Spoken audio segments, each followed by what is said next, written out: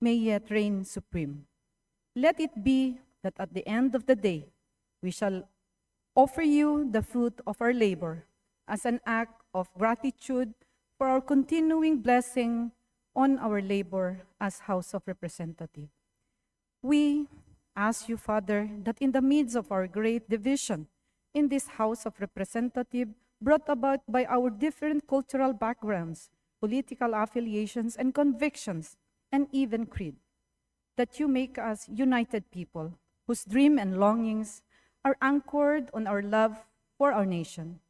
Give us grace to contend fearlessly and make no peace against any form of evil that mutilate our social life. Grant us that wisdom and strength to make use freedom with a strong sense of responsibility and accountability. Teach us to conduct an honorable way of life so that your image of goodness shall truly shine, form in all action that love, compassion, justice, and peace may find a home. In times of abundance and prosperity, teach us to be always thankful, and in times of trouble, may our trust in you never fails. Lastly, grant, O Father, that this assembly begin with you and end with you as well. In the name of your Son, our Lord Jesus Christ, we pray. Amen. Amen. Session suspended.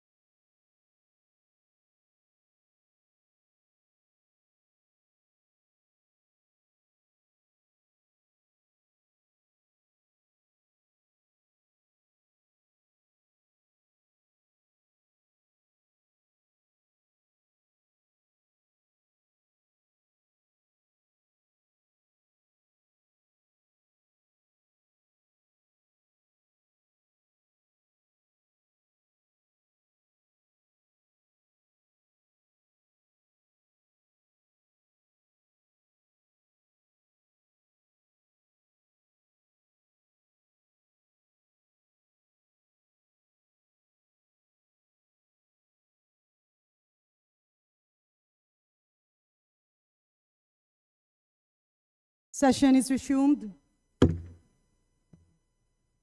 Majority Leader. Madam Speaker, I move to call the roll call of members. Secretary General is hereby directed to call the roll of members. Roll call of members.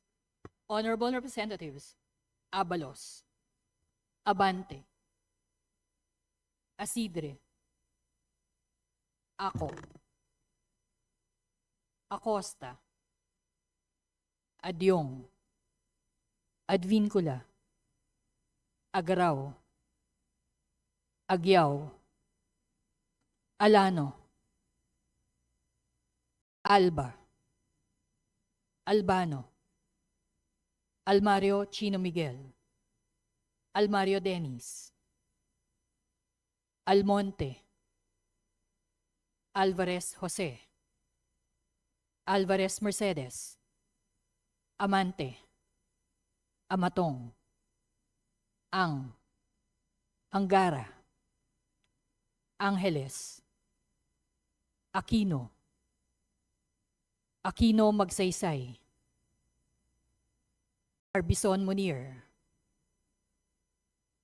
Arbison Munir Jr., Arenas, Arrogancia, Asistio, Ataide, Omentado, Ayon, Bagaw, Balindong, Banyas Nograles, Bancoro, Barba, Barbers, Baronda, Barzaga, Baskug, Bautista Claude, Bautista Johan Monich, Bautista Lim, Beltran, Benitez Alfredo, Benitez Javier Miguel, Bernos Ching, Bernos JB, Biron, Bocobo, Bolilia, Bondok, Briones, Bulut Begtang, Cagas, Calderon, Calixto, Kawagdan, Cari, Castro, Caiton, Celeste, Sendanya, Ceniza, Chan, Chua, Chuatay, Chungalaw, Ko Elizaldi, Ko Rene Luis, Ko Pilar, Ko Juanco Jaime Eduardo Mark, Ko Juanco Mark, Coliantes, Corvera, Cruz Agatha Pola, Cruz Ricardo, Cruzado, Kua, Dagoo, Dalog, Dayanghirang, Daza, De Jesus, De Lima, De Venecia, Defensor, De Gamo, Del Mar, Di Makuha, Di Magila, Di Maporo Imelda, Di Maporo City Amina, Diokno, Dionisio, Domingo, Domogan, Duterte Harold James, Duterte Omar Vincent, Duterte Paulo, D. Faustino, D. Faustino Michael Carlos, D. Ian Paul, Emano, Enverga, Erice, Escudero, Espares, Espina, Ferrer Antonio, Ferrer Jeffrey, Flores, Fortes, Frasco, Fresnedi, Fuentebella, Galang, Galeyos, Garbin, Garcia Albert, Garcia Dante, Garcia Jose Arturo, Garcia Karen Hope, Garcia Maria Angela, Guardiola, Garin, Gatchalian, Gato, Glepa, Go, Gomez, Gonzales Alexandria, Gonzales Eliza Micaela, Gonzales Christopher Sheen, Gonzales Roy, Goriseta, Guico, Gintu, Gulias, Gutierrez, Hernandez Sharice Ann, Hernandez Dennis, Hernandez Ferdinand, Hernandez Ramil, Hofer Hasim, Horibata, Ismula, Iway, Javier, Co Antonio, Co Elisa, Co Wilton, Konghun, Ko, Labad-labad, Lakson, Lagbas, Lagdameo Jose Manuel, Lagdameo Monique Yasmin Maria, Lagman, Lagon Daphne, Lagon Sani, Lara, Lezatin, Ledesma, Legasyon, Legarda, Legazpi, Leviste, Libanan, Lopez, Loria, Loyola, Luistro, Lumayag, Makapagal Arroyo, Makasaet, Maseda, Madrona, Malapitan, Mangudadatu, Manikiz, Maranyon, Marcoleta, Marcos, Marquez, Mastura, Matibag, Matugas,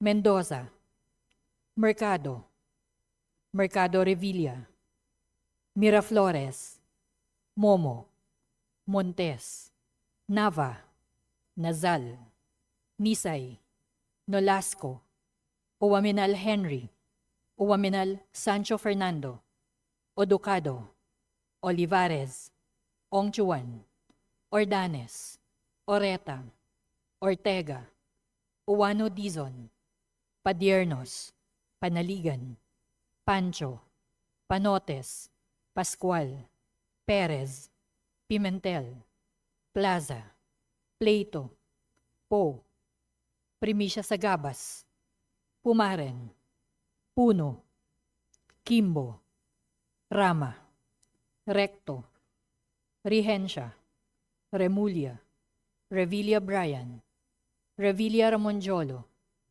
Ridon, Rivera, Robes, Rodriguez Eulogio, Rodriguez Maximo, Rodriguez Rufus, Roman, Romualdez Andrew Julian, Romualdez Ferdinand Martin, Romualdez Yeda Marie, Romualdo, Romulo, Roque, Sagarbaria, Sakaluran, Salceda, Sali, Salvacion, Salvador, Salvame, San Fernando, Santos Maria Alana Samantha, Santos Mark Anthony, Shimura, Singson Richelle, Singson Ronald, Singson Mihan, Solon, Suwan, Suwansing Bella Vanessa, Suwansing Micaela Angela, Suarez,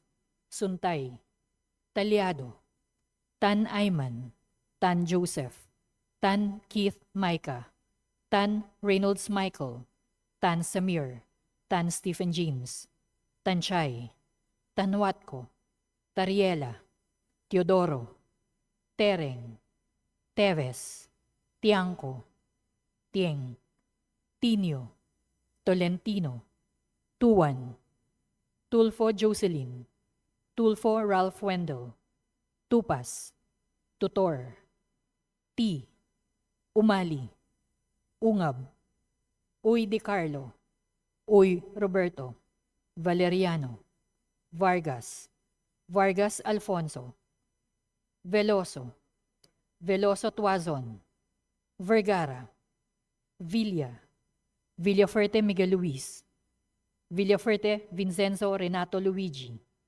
Villanueva, Villarica, Villago, Yamsuan, Yap Christopherson, Yap Edvic, Yap Eric, Yap John Gisnel, Yatko, Inares, Yu Jazel Victoria, Yu Joseph Kim, Yulo, Zamora Maria Carmen, Zamora Isabel Maria, Zubiri.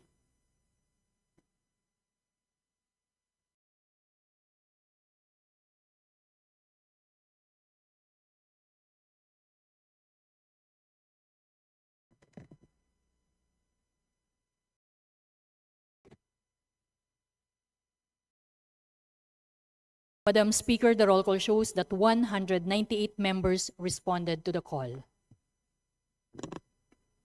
With 198 members present, the chair declares a quorum. Majority Leader.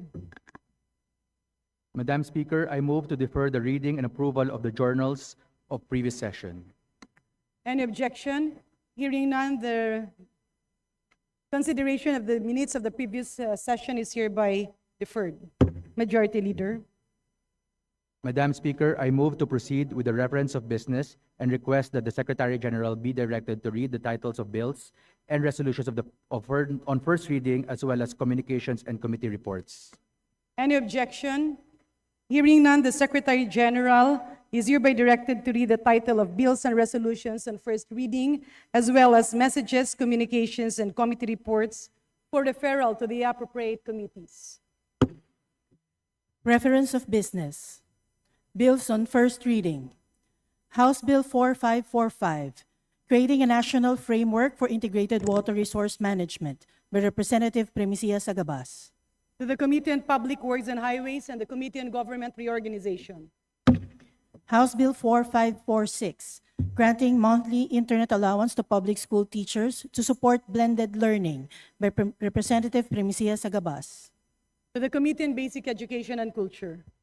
House Bill 4547, upgrading the Dr. Rafael S. Tumbong Memorial Hospital in Calibo, Aklan into the Dr. Rafael S. Tumbocon Regional Medical Center by Representative Mila Flores. To the Committee on Health. House Bill 4548, suspending the imposition of excise tax on regular gasoline and diesel fuel by Representative Plato. To the Committee on Ways and Means. House Bill 4549, creating the Migrant Worker Relations Commission by Representative Plato. To the Committee on Overseas Workers Affairs and the Committee on Government Reorganization. House Bill 4550, declaring the immediate environs of the Santa Monica Parish Church in Angat, Bulacan as a pilgrimage site and a place of worship by Representative Plato. To the Committee on Tourism. House Bill 4551, to further promote the general welfare and enhance the statutory benefits and incentives of public health workers by Representative Gato. To the Committee on Health. House Bill 4552, declaring the Sendong Memorial Park in Bayog Island, Iligan City as a National Disaster Memorial Site by Representative Regencia. To the Committee on Natural Resources. House Bill 4553, establishing the Iligan City Freshwater Aquaculture Center for multi-species breeding, research, and hatchery development by Representative Regencia. To the Committee on Aquaculture and Fisheries Resources. House Bill 4554, strengthening the prevention of bullying in schools by Representative Regencia. To the Committee on Basic Education and Culture. House Bill 4555, further strengthening the incentives for private sector participation in public educational institutions by Representative Romulo. To the Committee on Basic Education and the Committee on Higher and Technical Education. House Bill 4556, to exempt from taxes all incentives, rewards, bonuses, and other emoluments received by national athletes and coaches, by Representative Primicia Sagabas. To the Committee on Ways and Means.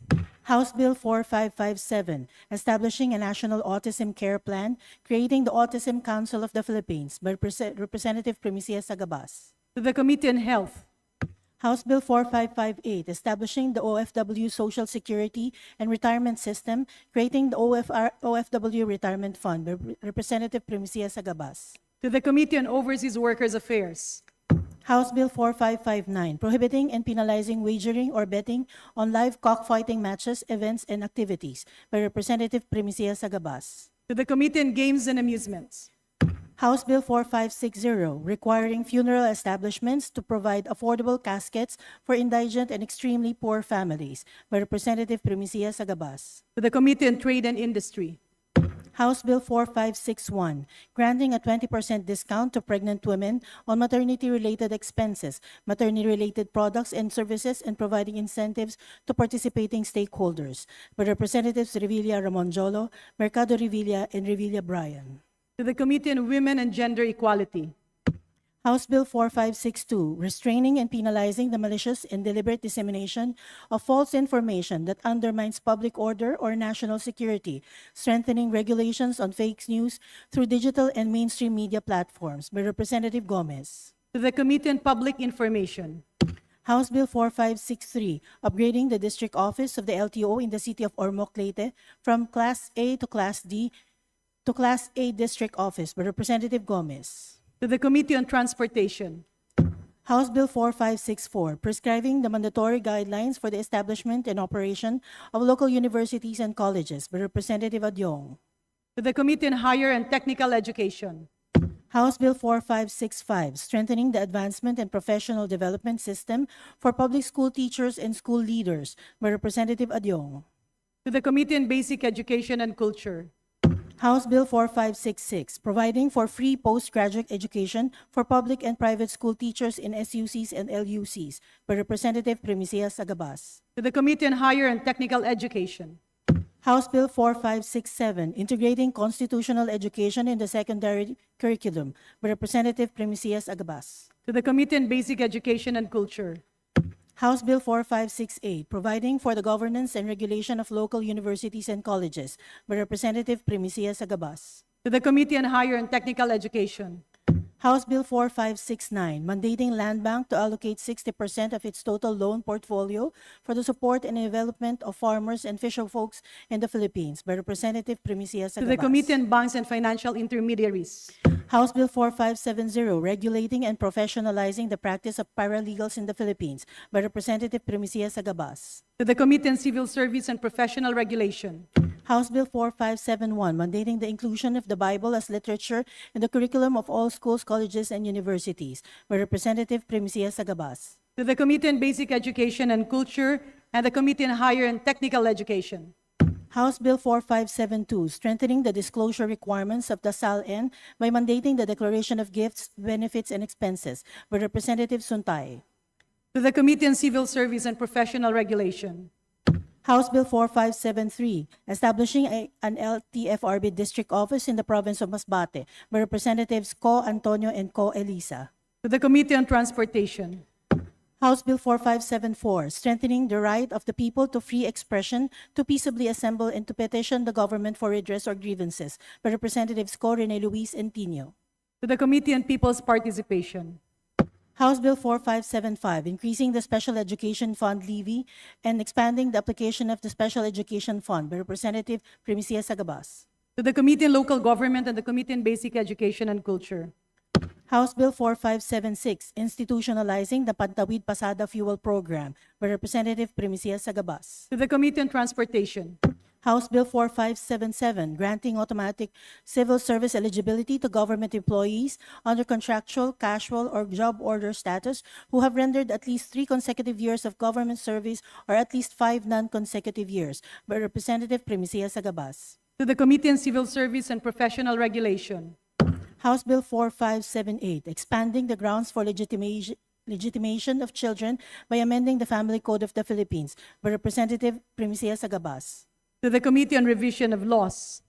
House Bill 4579, declaring the immediate environs within Bulacan that cover cultural properties, national historical landmarks, shrines, monuments, sites, and other built heritage properties with notable historical and cultural significance as heritage zone, by Representative Domingo. To the Committee on Tourism. House Bill 4580, providing for the standard minimum road carriageway and shoulder widths of farm-to-market roads constructed by the NIA, by Representative Domingo. To the Committee on Agriculture and Food. House Bill 4581, amending Section 57 of the Charter of the City of Malolos, by Representative Domingo. To the Committee on Local Government. House Bill 4582, further expanding the coverage of incentives granted to national athletes and coaches, by Representative D. Faustino Michael Carlos. To the Committee on Youth and Sports Development. House Bill 4583, strengthening the Mount Apo Natural Park, by Representative Kawagdan. To the Committee on Natural Resources. House Bill 4584, establishing in Oriental Mindoro the Mimaropa Regional Hospital, by Representative Poe. To the Committee on Health. House Bill 4585, establishing a provincial office of the NCIP in Ipil, Zamboanga, Sibugay, by Representatives Bancoro and Hofer Hasim. To the Committee on Indigenous Cultural Communities and Indigenous Peoples. House Bill 4586, providing a scholarship grant for every Filipino family, by Representative Bancoro. To the Committee on Higher and Technical Education. House Bill 4587, amending and renewing for another 25 years the franchise granted to Domestic Satellite Philippines Incorporated, by Representative Chua. To the Committee on Legislative Franchises. House Bill 4588, establishing a Level 1 General Hospital in Dinagat Islands to be known as the Dinagat Islands Provincial Hospital, by Representatives Bagao and Dagook. To the Committee on Health. House Bill 4589, providing for the construction of an undersea tunnel or bridge from the province of Sorsogon to the province of Northern Samar, by Representatives Romualdez Ferdinand Martin, Libanan, Abalos, Gonzales Christopher Sheen, Tan Stephen James, Tan Reynolds Michael, Daza, Ong Chuan, Javier, Veloso Tuazon, Gomez, Carrie, Mercado, Yap Christopherson, Espina, Romualdez Andrew Julian, Asidre, and Romualdez Yeda Marie. To the Committee on Public Works and Highways. House Bill 4590, establishing in Mayoyao, Ifugao, the Eastern Cordillera Regional Hospital, by Representative Chungalao. To the Committee on Health. House Bill 4591, instituting a national health program to combat systemic lupus erythematosus disease, by Representative Subiri. To the Committee on Health. House Bill 4592, creating the 4-piece Regional Program Management Office, Provincial Operations Office, and City Municipal Operations Office in relation to the implementation of the 4-piece Act, by Representatives Abalos and Libanan. To the Committee on Poverty Alleviation. House Bill 4593, providing for a new charter of the DBP, by Representative Recto. To the Committee on Banks and Financial Intermediaries. House Bill 4594, enhancing revenue administration and collection by granting an amnesty on all unpaid internal revenue taxes imposed by the national government for taxable year 2024 and prior years, by Representative Recto. To the Committee on Ways and Means. House Bill 4595, expediting the implementation of the programs and projects under the Coconut Farmers and Industry Development Plan, by Representative Recto. To the Committee on Agriculture and Food. House Bill 4596, strengthening the Commission on Higher Education, by Representative Singson Mihan. To the Committee on Higher and Technical Education. House Bill 4597, prescribing the guidelines for the establishment and operation of local universities and colleges, by Representative Singson Mihan. To the Committee on Higher and Technical Education. House Bill 4598, providing for the Magna Carta of Barangay Health Workers, by Representative Singson Mihan. To the Committee on Local Government. House Bill 4599, institutionalizing the rules on system loss cap for electronic distribution utilities, by Representative Plato. To the Committee on Energy. House Bill 4600, promoting integrated urban agriculture in urban areas nationwide to address food security, by Representative Plato. To the Committee on Agriculture and Food. House Bill 4601, promoting the adoption of solar energy and other equivalent renewable energy technology in all government buildings and offices, by Representative Plato. To the Committee on Energy. House Bill 4602, regulating and modernizing the practice of medical technology, medical laboratory science in the Philippines, by Representative Nazal. To the Committee on Civil Service and Professional Regulation. House Bill 4603, strengthening the Magna Carta of Public Health Workers, by Representative Beloso. To the Committee on Health. House Bill 4604 to declare July 7 of every year a special non-working public holiday in the city of Karkar, Cebu, to be known as the City of Karkar Charter Day, by Representative Veloso. To the Committee on Local Government. House Bill 4605, establishing the Philippine Geriatric Center as a tertiary specialty hospital under the DOH, by Representative Veloso. To the Committee on Health. House Bill 4606, institutionalizing the national framework for advanced nursing education and clinical practice, by Representative Veloso. To the Committee on Health.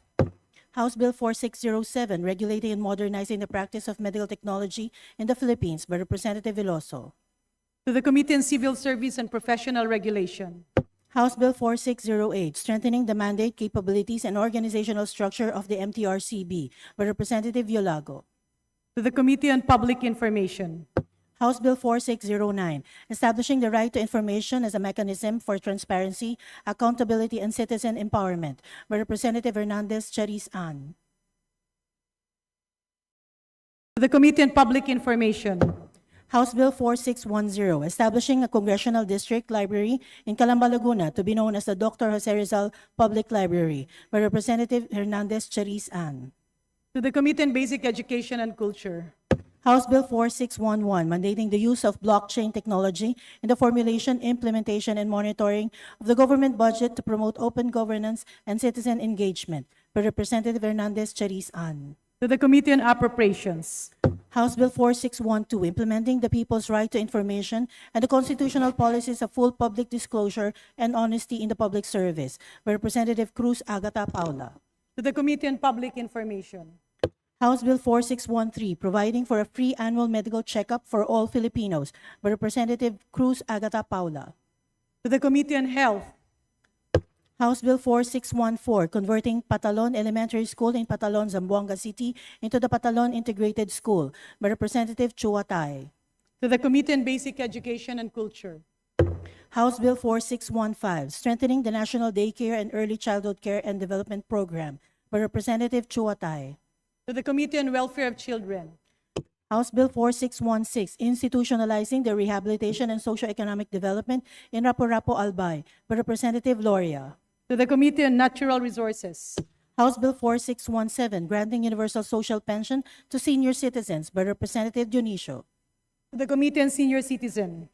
House Bill 4618, providing for the revised Labor Code of the Philippines, by Representatives Tonwatco, Velasquez, Garbin, Dimagila, Zamora Isabel Maria, Tan Keith Micah, Colliantes, Domingo, Rama, Vargas, Yatco, and Galang. To the Committee on Labor and Employment.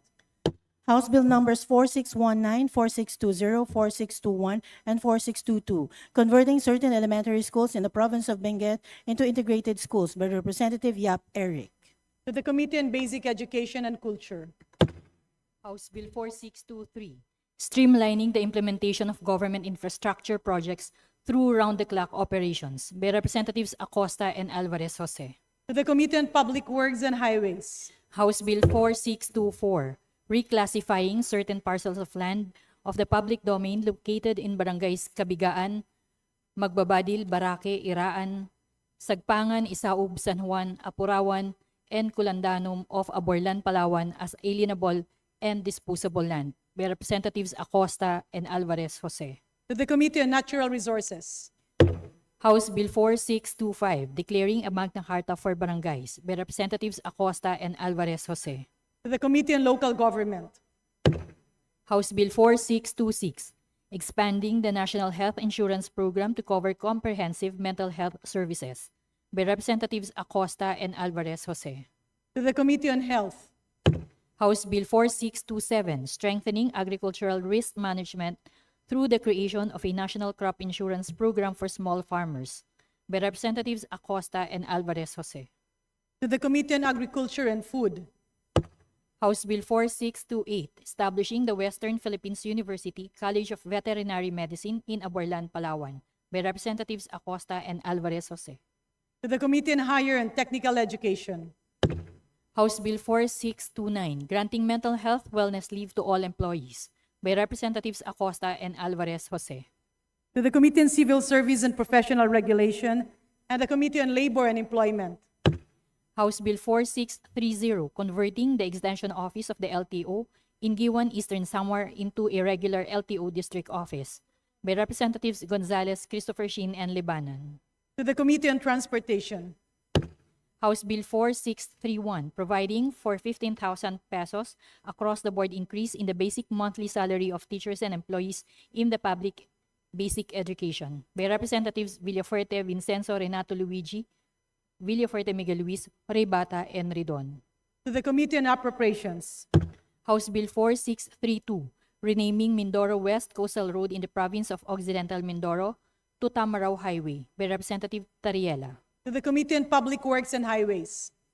House Bill 4633, reorganizing the Philippine Bamboo Industry Development Council by Representatives Macapagal Arroyo, Tolentino, Macasaet, Alba, and Veloso Tuazon. To the Committee on Agriculture and Food.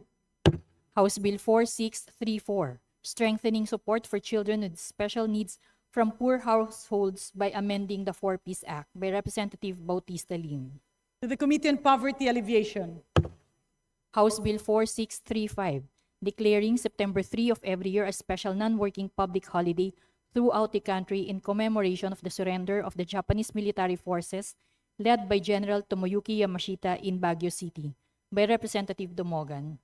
To the Committee on Revision of Laws. House Bill 4636, creating the Department of Fisheries and Aquatic Resources and the Fisheries Commission by Representative Macasaet. To the Committee on Aquaculture and Fisheries Resources and the Committee on Government Reorganization. House Bill 4637, establishing the Veterans Memorial Medical Center Extension Hospitals in Zamboanga City, Misamis Oriental, and Davao de Oro under the direct supervision and control of the DOH. To the Committee on Health. House Bill 4638, upgrading the district office of the LTO in Tandag, Surigao del Sur from Class D to Class B by Representative Momo. To the Committee on Transportation. House Bill 4639, enhancing the National Shelter Program by Representatives Tulfo Ralph Wendell and Tulfo Jocelyn. To the Committee on Housing and Urban Development. House Bill 4640, creating the Philippine Center for Disease Prevention and Control by Representatives Tulfo Ralph Wendell and Tulfo Jocelyn. To the Committee on Health. House Bill 4641, providing for the establishment of the Butika ng Barangay by Representatives Tulfo Ralph Wendell and Tulfo Jocelyn. To the Committee on Health. House Bill 4642, institutionalizing mechanisms for the recognition, integration, and transition of workers, enterprises, and organizations in the informal economy to the formal economy by Representatives Tulfo Ralph Wendell and Tulfo Jocelyn. To the Committee on Economic Affairs. House Bill 4643, increasing the compulsory retirement age for uniformed personnel of the PNP from 56 years old to 57 years old by Representative Valeriano. Public Order. To the Committee on Public Order and Safety. House Bill 4645, strengthening the rank classification and organizational structure of the BFP by Representative Valeriano. To the Committee on Public Order and Safety. Session suspended.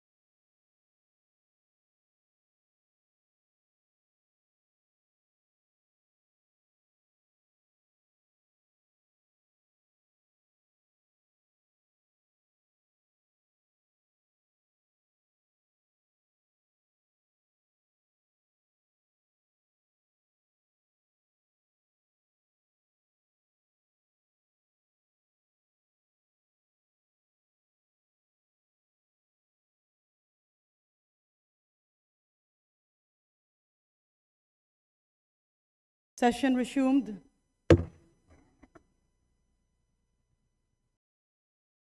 Secretary General is hereby directed to proceed with the reference of business. House Bill 4646, authorizing the DOH to set and approve the bed capacity and service capability of all DOH hospitals by Representatives Romualdez Ferdinand Martin, Romualdez Sierra Marie, Romualdez Andrew Julian, and Asidre. To the Committee on Health. House Bill 4647, creating 4 branches of RTCs and 2 additional MTCs in the 4th Judicial Region to be stationed in Rodriguez, Rizal, by Representative Hernandez Dennis. To the Committee on Justice. House Bill 4648, providing benefits and incentives to Barangay Tanod members, by Representative Suwan. To the Committee on Local Government. House Bill 4649, institutionalizing a 5% budgetary allocation for programs, projects, activities, and services for senior citizens from the Internal Revenue Allotment of the LGUs, by Representative Suwan.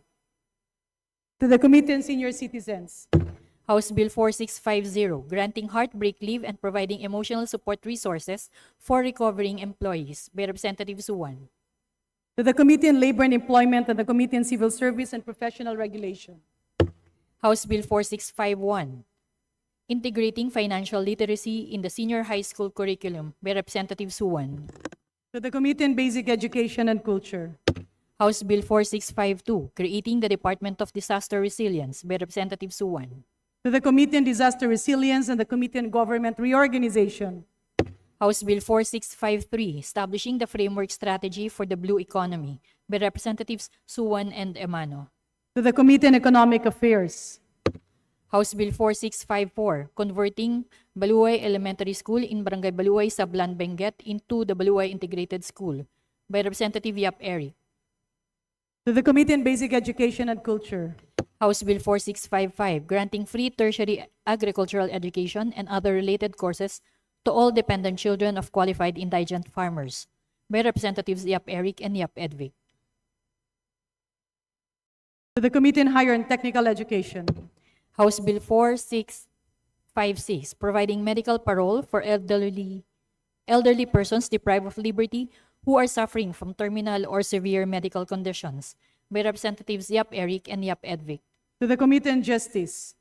House Bill 4657, mandating government institutions and food service establishments to purchase the agricultural produce of local farmers or producers for their food preparation and production, by Representative Yap Eric. To the Committee on Agriculture and Food. Resolutions. House Resolution 279, congratulating and commending Alexandra Ayala for winning the first ever Women's Tennis Association WTA title by a Filipino at the 2025 Guadalajara Open, by Representative Gomez. To the Committee on Youth and Sports Development. House Resolution 280, expressing congratulations to Police Senior Master Sergeant Mizel Mahumot Naive, an active Philippine police officer, for winning the gold and silver medalist Philippine Judo and Women's 3x3 basketball champions of the World Police and Fire Games 2025, held from June 27, 2025 to July 6, 2025 in Birmingham, Alabama, USA, by Representative Inares. To the Committee on Public Order and Safety. House Resolution 281, congratulating and commending Amando Perfecto C. Molin, Los Baños Mentor for Future Leaders, for being named a 2025 Metrobank Foundation Outstanding Filipino, by Representative Hernandez. To the Rabil. Committee on Rules. House Resolution 282, congratulating and commending Police Master Sergeant Ivan A. Velasco, PNP's Crusader for Environmental Protection, for being named a 2025 Metrobank Foundation Outstanding Filipino, by Representative Hernandez Ramil. To the Committee on Rules. House Resolution 283, recognizing and congratulating Teacher Noel Villanueva Sadinas for being named as one of the 2025 Metrobank Foundation Outstanding Filipinos, by Representative Cayton. To the Committee on Rules. House Resolution 284, urging the allocation of funds for the construction of regional office building of the TESDA in the Caraga region, by Representatives Baguao, Corvera, Bascug, Plaza, Aquino, Matugas, Barbers, Momo, and Pimentel. To the Committee on Higher and Technical Education. House Resolution 285, urging the allocation of funds for the construction of regional office building of the DTI in the Caraga region, by Representatives Bagao, Corvera, Bascug, Plaza, Matugas, Barbers, Momo, and Pimentel. To the Committee on Trade and Industry. House Resolution 286, expressing the support of the House of Representatives for the review and revision of the Local Government Code of 1991 to ensure its responsiveness to the demands of modern local governance, digital transformation, and sustainable development by Representative Miraflores. To the Committee on Local Government. Messages from the President. Veto message dated September 12, 2025 of President Ferdinand R. Marcos Jr. on the Consolidated Senate Bill 1470 and House Bill 11372 on the proposed SUC's Land Use Development and Infrastructure Plan LUDIP Act. To the Committee on Rules. Veto message dated September 12, 2025 of the President on the Consolidated Senate Bill 2895 and House Bill 11539 on amending the Comprehensive Firearms and Ammunition Regulation Act. To the Committee on Rules. Communications. Letter dated July 18, 2025 of the NIA Administrator submitting to the House of Representatives a copy of their second quarter report of NIA Comprehensive Agrarian Reform Program Irrigation Component for calendar year 2025. The Committee on Agriculture and Food. Letter dated July 30, 2025 of the PFDA Acting General Manager informing the House that certain reports as of June 30, 2025 have been submitted and generated through the Unified Reporting System on July 28, 2025 and posted on their website. To the Committee on Appropriations. Letter dated July 31, 2025 of the BIR Commissioner forwarding to the House a copy of their quarterly physical report of operation as of June 30, 2025. To the Committee on Ways and Means. Letters dated August 1 and 4, 2025 of the Presidential Advisor on Peace, Reconciliation, and Unity with an attached copy of the OPAPRU's financial reports for the month of July 2025 and for the quarter ending June 30, 2025, informing the House that the said financial reports have been submitted to the Unified Reporting System and posted on their official website. To the Committee on Appropriations. Letter dated August 6, 2025 of the DOTR Undersecretary for Administration, Finance, and Procurement, submitting to the House copies of their reports for the month of July 2025 and informing that certain reports were also submitted online to the DBM through the Unified Reporting System on August 6, 2025. To the Committee on Appropriations. Letters dated August 6 and 18, 2025 of the COA Chairperson, furnishing the House with copies of their annual audit reports for the year ending December 31, 2024 on certain government agencies. To the Committee on Public Accounts. Letter dated August 7, 2025 of the National Security Advisor, Director General, NSC, and Vice Chairman, NTF-ELCAC, informing the House on the status of their reports and fund utilization of the LGSF SBDP for fiscal years 2021, 2022, 2023, and 2024 as of June 30, 2025, which were posted on their official portal at www.ntflcac.org.bdp. To the Committee on Appropriations. Letter dated August 8, 2025 of the NYC Chairperson and CEO informing the House that the Budget and Financial Accountability Reports and the SK Mandatory and Continuing Training Fund, Statement of Appropriations, Allotments, Obligations, Disbursements, and Balances as of quarter ending June 30, 2025 have been uploaded to the agency's Transparency Seal on its website on August 4, 2025. To the Committee on Appropriations. Letter dated August 13, 2025 of the CESB Executive Director submitting to the House copies of their quarterly physical reports of operation as of March 31 and June 30, 2025. To the Committee on Appropriations. Letter dated August 14, 2025 of the CHR Executive Director submitting to the House a copy of their agency action plan and status of implementation as of August 5, 2025 on the audit observations and recommendations for the calendar year 2024. To the Committee on Public Accounts. Letter dated August 14, 2025 of the DBM Secretary submitting to the House a copy of their consolidated budget and financial accountability reports as of June 30, 2025 for regular agency and trust funds covering current and continuing appropriations, which was posted on their website through the Transparency Seal under the annual financial reports on July 28, 2025. To the Committee on Appropriations. Letter dated August 14, 2025 of the DND Secretary submitting to the House a copy of their revised Armed Forces of the Philippines Modernization Program calendar year 2025 first quarter accomplishment report. To the Committee on National Defense and Security. Letter dated August 15, 2025 of the DepDev Secretary submitting to the House a copy of their first semester 2025 accomplishment report on the implementation of the Trabaho para sa Bayan Act. To the Committee on Labor and Employment. Memorandum dated August 15, 2025 of the PIDEA Director General. Copy furnished the House submitting to the Office of the President a copy of their operational accomplishments and assessment report for the month of July 2025. To the Committee on Dangerous Drugs. Letter dated August 18, 2025 of the BIR Commissioner submitting to the House a copy of their quarterly report of revenue and other receipts as of quarter ending June 30, 2025. To the Committee on Ways and Means.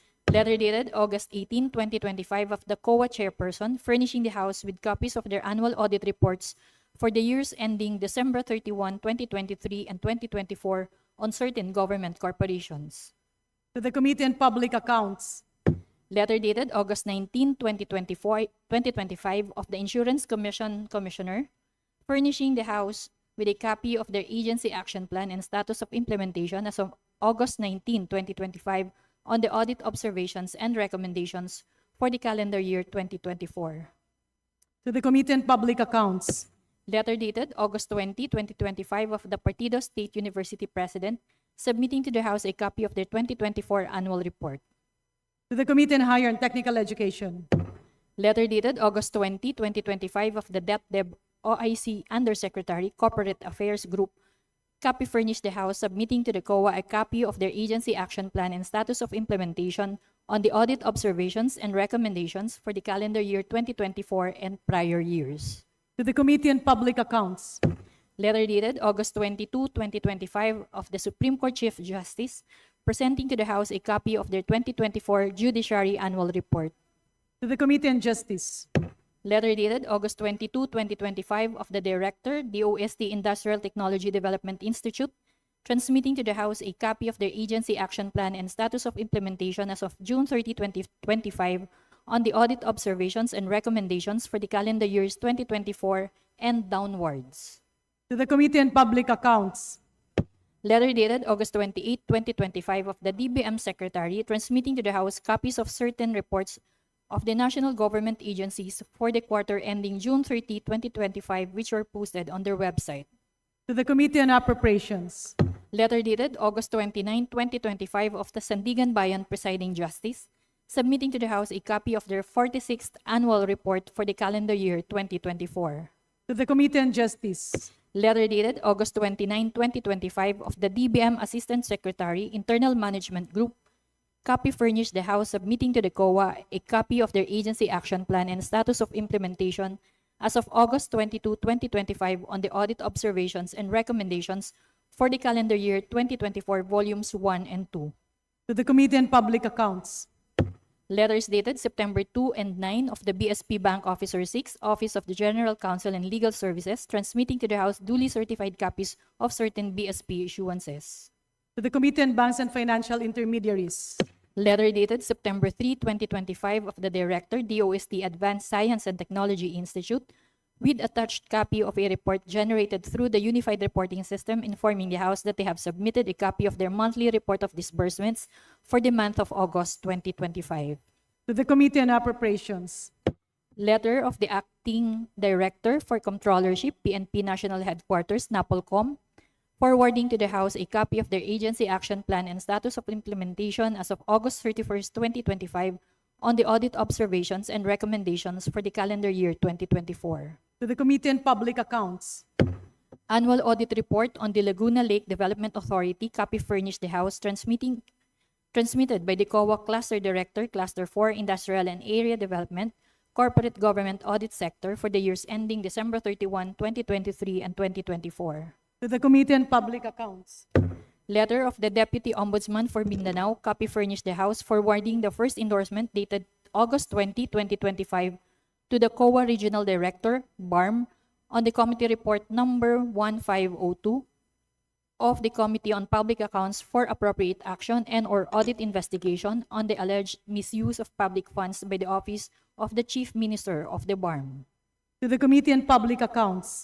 Annual Audit Report on the Bicol University for the calendar year 2024. Committee on Public Accounts. Consolidated report dated March 19, 2025, titled The Philippine Blue Economy Moving Forward. To the Committee on Public Accounts. Economic. Hmm?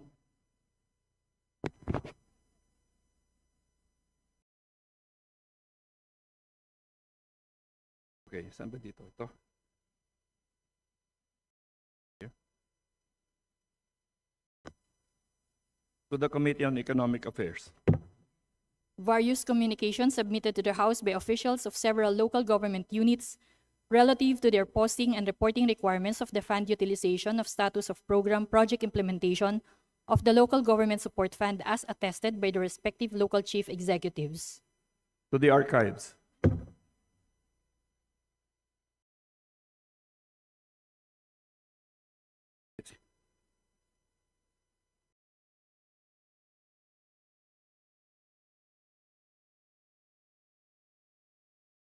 To the Committee on Appropriations. Letters dated September 11, 2025 of the Executive Secretary, Office of the President, Malacanang, transmitting two original copies each of Republic Act numbers 12266 to 12286, which lapsed into law. To the Archives. Committee reports. Committee report number 1 submitted by the Committees on Basic Education and Culture, Ways and Means and Appropriations on House Bill number 4744. Committee report number 2 submitted by the Committees on Basic Education and Culture and Appropriations on House Bill 4745. Committee report numbers 3 and 4 submitted by the Committee on Youth and Sports Development on House Resolution numbers 289 and 290. Committee report number 5 submitted by the Committee on Legislative Franchises on House Bill number 4746. The aforementioned committee reports are all referred to the Committee on Rules. Majority Leader. Mr. Speaker, in accordance with our rules governing inquiries in aid of legislation, I move to refer the following House resolutions to the appropriate committees. House Resolution number 222 to the Committee on Energy, House Resolution 224 to the Committee on Health, and House 234 to the Committee on Natural Resources. Any objections? The motion is approved.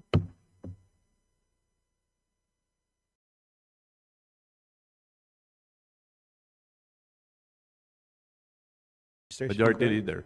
Mr. Speaker, pursuant to our rules governing inquiries in aid of legislation, I move to refer the following speeches to the appropriate committees. Representative Ko, dated September 8, 2025, to the Committee on People's Participation. Representative Marivic Cupilar, September 8, 2025, to the Committee on Public Accounts, Public Works and Highways, and Good Government and Public Accountability. Representative Bagao, dated September 9, to the Committee on Public Works and Highways. And last, Representative Laila de Lima, dated September 10, 2025, to the Committee on Ways and Means. I so move, Mr. Chair. Any objections? There is none. Motion's approved. Majority Leader. Mr. Speaker, I move to suspend session. Any objections? Motion suspended. Sessions.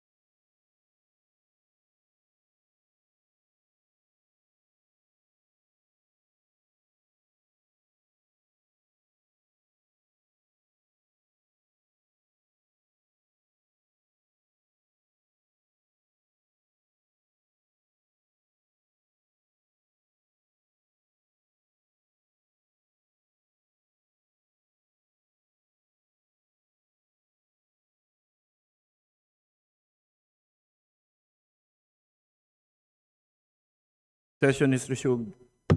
Majority Leader. Mr. Speaker, I move for the change of referral of the following measures. House Bill number 1636, 220, and 4054 from the Committee on Energy to the Committees on Energy and Ecology. House Bill 4149 from the Committees on Ecology and Energy to the Committees on Energy and Ecology. House Resolution 44 from the Committee on Ecology to the Committees on Energy and Ecology. House Bill number 612 from the Committee on Trade and Industry to the Committee on Economic Affairs. House Bill number 615 from the Committee on Revision of Laws to the Committee on Basic Education and Culture. House Bill number 3877 from the Committee on Labor and Employment to the Committee on Higher and Technical Education. House Bill number 3978 from the Committee on Justice to the Committee on Labor and Employment. House Bill number 53 from the Committee on Public Order and Safety to the Committees on Human Rights, Public Order and Safety, Dangerous Drugs, and Public Accounts. Any objections? So ruled. Mr. Speaker, I move to suspend session. Motion is approved. Session is suspended.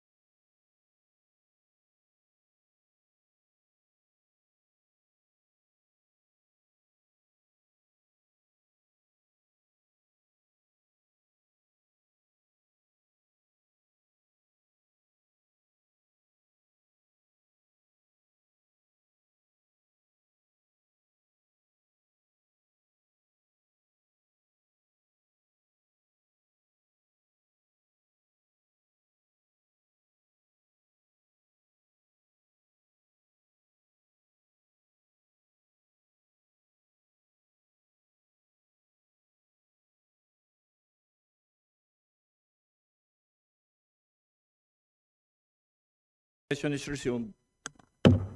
Majority Leader. Mr. Speaker, we may request to acknowledge the presence of guests in the gallery. We have the guests of Honorable Attorney Jennifer Karen Lagbas of 1st District, Misamis Oriental, and they are the barangay captains from the local government unit of Balingasag, Misamis Oriental, Shadhit Jamila of Barangay Dansuli, Edgardo Olano of Barangay Dumarait, Leo Excelice of Barangay Kalawag, Sonny Pacheco of Barangay Napaliran, Miriam Barsabal of Barangay Waterfall, Maria Josie V. Echeverria of Barangay 1, Marichu Ladera of Barangay 3, Joffrey Abonitala of Barangay 4, Richard Occiones of Barangay 5. We welcome all our guests to the House of the People from Balingasag, Misamis Oriental. Welcome. Majority Leader. Mr. Speaker, I move to suspend session. Session is suspended.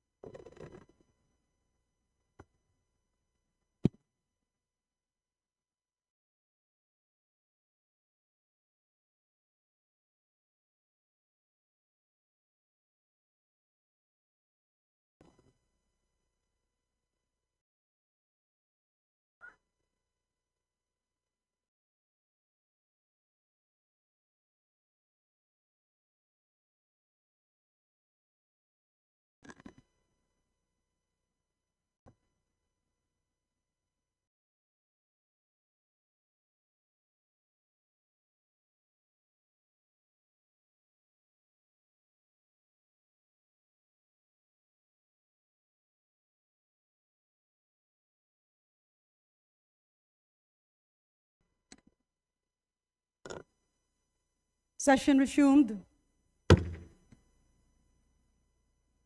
Majority Leader. Madam Speaker, I move to declare the position of Secretary General vacant.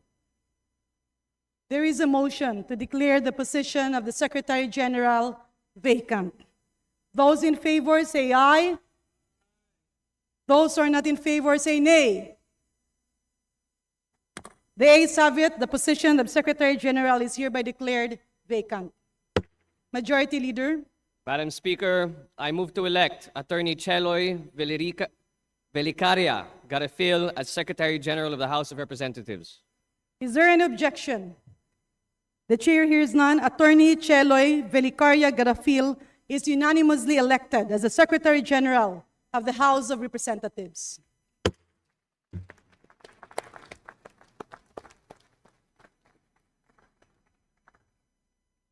Majority Leader. Madam Speaker, I move to declare the position of Sergeant at Arms vacant. There is a motion to declare the position of Sergeant at Arms vacant. Those in favor say aye. Aye. Those who are not in favor say nay. The ayes have it. The position of Sergeant at Arms is hereby declared vacant. Majority Leader. Madam Speaker, I move to elect retired Brigadier General Ferdinand Melchor C. de la Cruz of the Philippine Army as Sergeant at Arms of the House of Representatives. Any objection? Hearing none, retired Brigadier General Ferdinand Melchor C. de la Cruz of the Philippine Army is unanimously elected as Sergeant at Arms of the House of Representatives.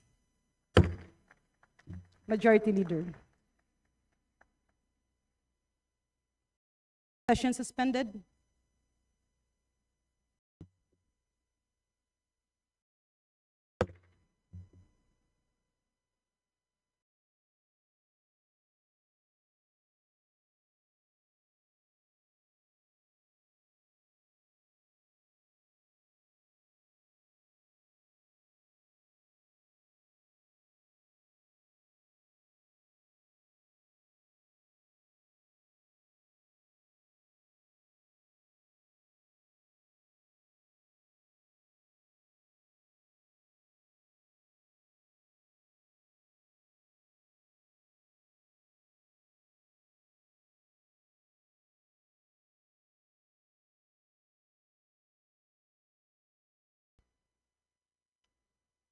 Session resumed.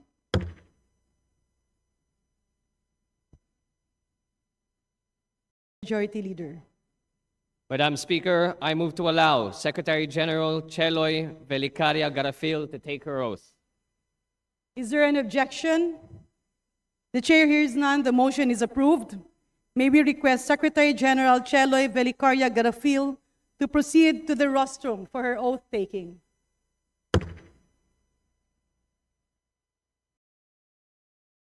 And may we request all the members of the House of Representatives and all our guests in the gallery to please rise to witness the oath taking of our Secretary General.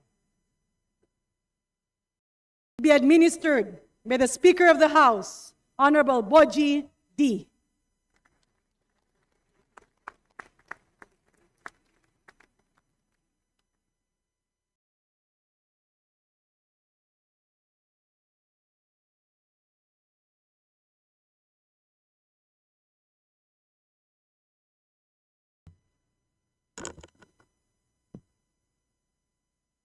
Please raise your right hand and repeat after me. I, your name, Cheloy Velicaria Garafil, of Quezon City, Metro Manila, Quezon City, Metro Manila, having been elected as Secretary General of the House of Representatives, hereby solemnly swear hereby solemnly swear that I will well and faithfully discharge that I will well and faithfully discharge to the best of my ability to the best of my ability the duties of my present position the duties of my present position and all others I may hereafter hold and of all others I may hereafter hold under the Republic of the Philippines. under the Republic of the Philippines. I will support and defend the Constitution of the Philippines. That I will support and defend the Constitution of the Philippines. That I will bear true faith that I will bear true faith and allegiance to the same, and allegiance to the same, and that I will obey the laws, and that I will obey the laws, legal orders, legal orders, and decrees promulgated by the duly constituted authorities and decrees promulgated by the duly constituted authorities of the Republic of the Philippines, of the Republic of the Philippines, and that I impose this obligation and that I impose this obligation upon myself voluntarily, voluntarily, without mental reservation or purpose of evasion. without mental reservation and purpose of evasion. So help me God. So help me God. Congratulations. Thank you, sir. Thank you, Mr. Speaker.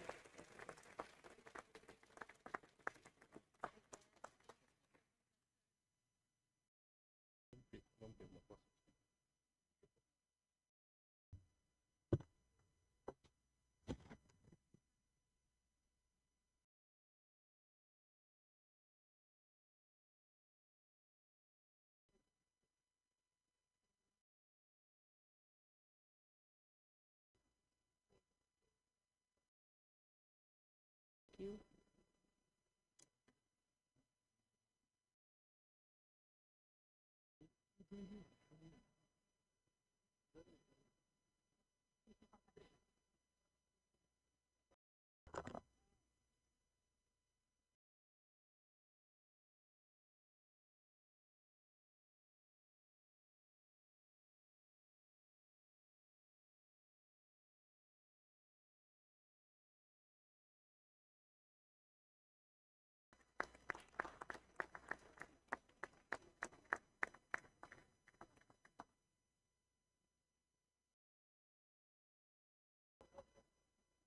Majority Floor Leader. Mr. Speaker, I move to allow Sergeant at Arms, retired Brigadier General Ferdinand Melchor C. de la Cruz of the Philippine Army to take his oath.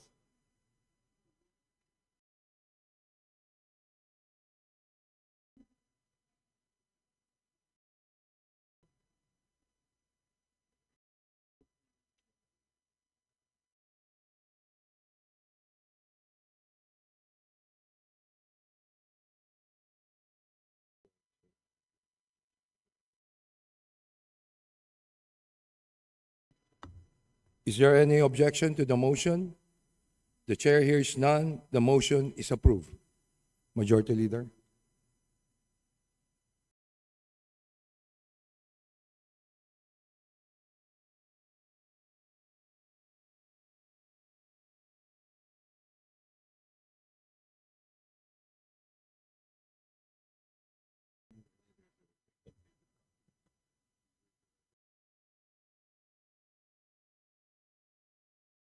Can you please raise your right hand and repeat after me?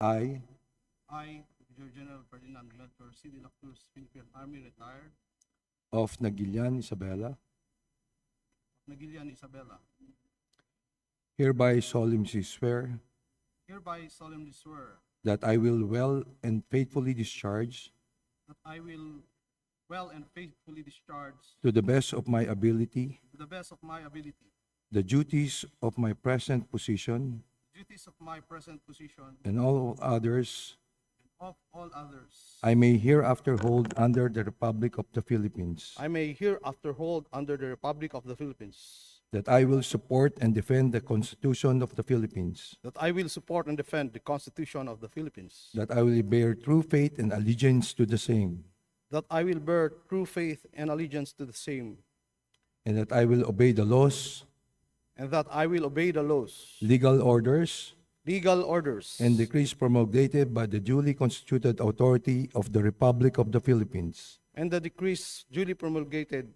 by the authorities of the constituted authorities of the Republic of the Philippines, and that I impose this obligation upon myself voluntarily, and that I impose this obligation upon myself voluntarily, without mental reservation or purpose of evasion. without mental reservation or purpose of evasion. So help me God. So help me God. Congratulations. Thank you very much.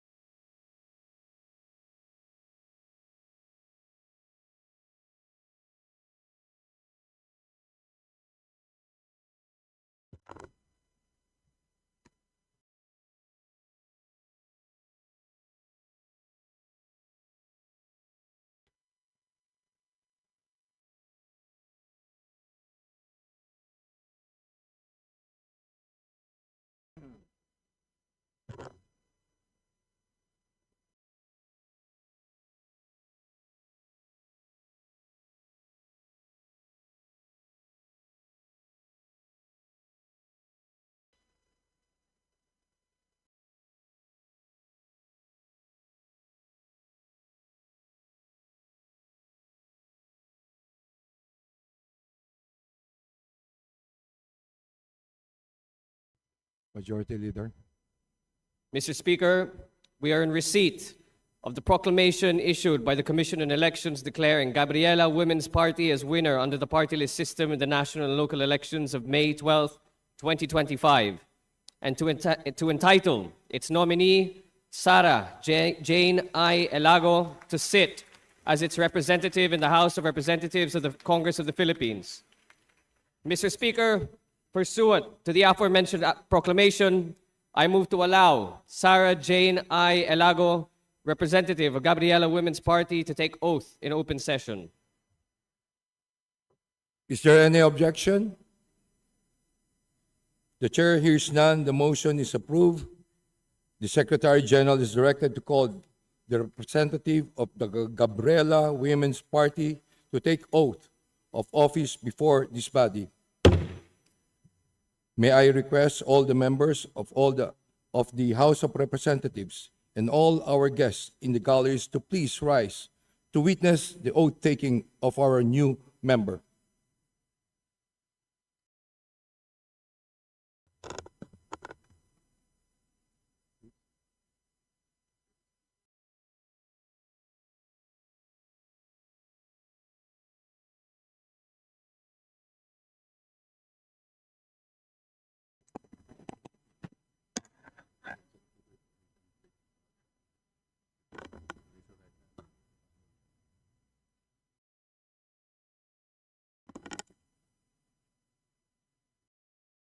Please raise your right hand and repeat after me. I, Sarah Jane Elago, of Barangay, Marilag, Quezon City, having been elected as, having been elected as representative of Gabriela Women's Party, hereby solemnly swear hereby solemnly swear that I will well and faithfully discharge, that I will well and faithfully discharge, to the best of my ability, to the best of my the ability, duties of my present position, the duties of my present position, and all others and of all others I may hereafter hold under the Republic of the Philippines. I may hereafter hold under the Republic of the Philippines, That I will support and defend the Constitution of the Philippines. that I will support and defend the Constitution of the Philippines, That I will bear true faith that I will bear true faith and allegiance to the same, and allegiance to the same, and that I will obey the laws and legal orders and that I will obey the laws, legal orders, and decrees promulgated by the duly constituted authorities of the Republic of the Philippines. and decrees promulgated by the duly constituted authorities of the Republic of the Philippines, And that I impose this obligation and that I impose this obligation upon myself voluntarily, upon myself voluntarily, without mental reservation or purpose of evasion. without mental reservation or purpose of evasion. So help me God. So help me God. Congratulations.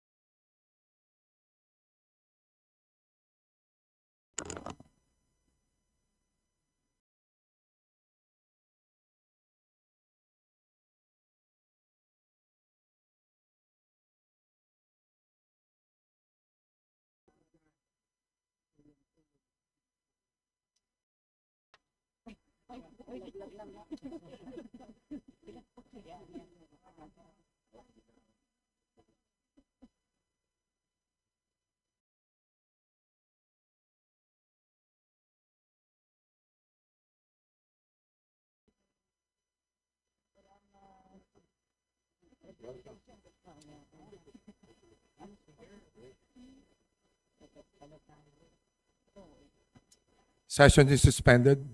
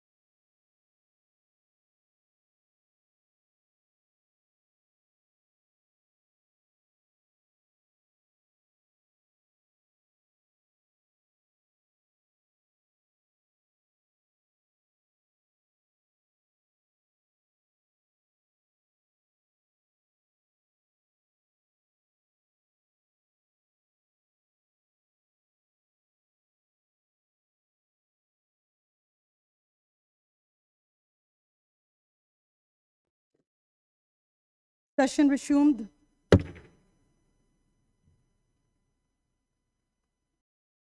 Majority Leader.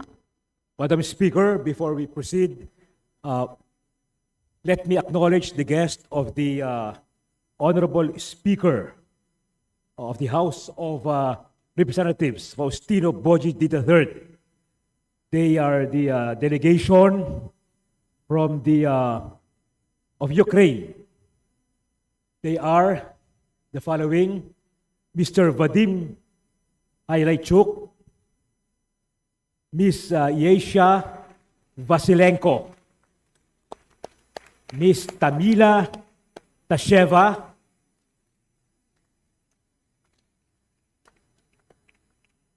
Ms. Yulia Fediv, and Mr. Alexander Yesak.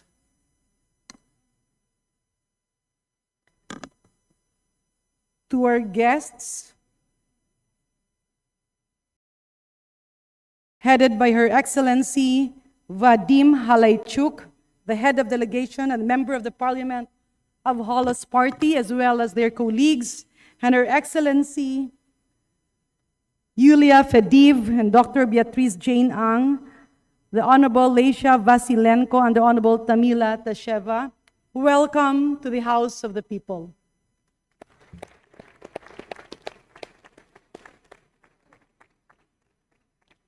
And the Honorable Speaker, the Honorable Faustino Boji III, is extending his regards and will be waiting for you at his office. Thank you very much for the visit. Majority Leader. Madam Speaker, I move to suspend session for a few minutes. Session suspended.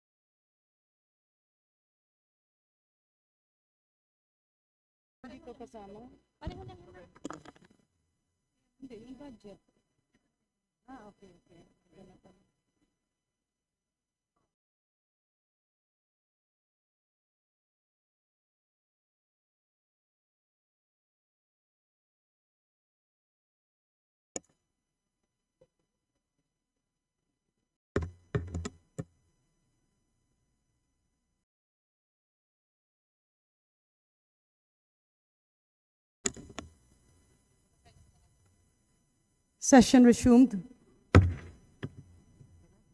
Majority Leader.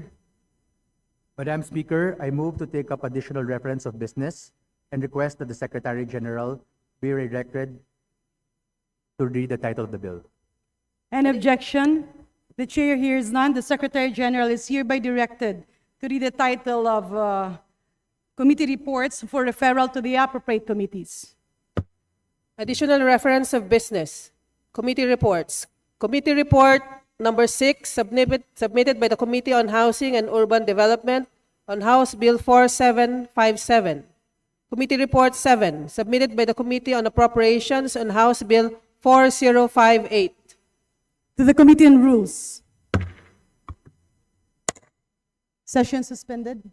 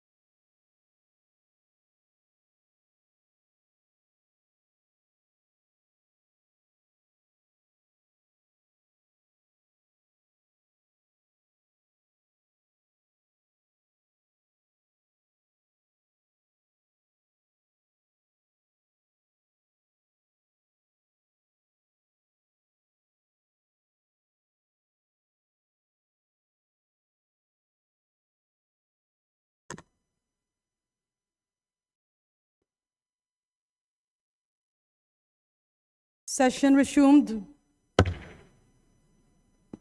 Majority Leader.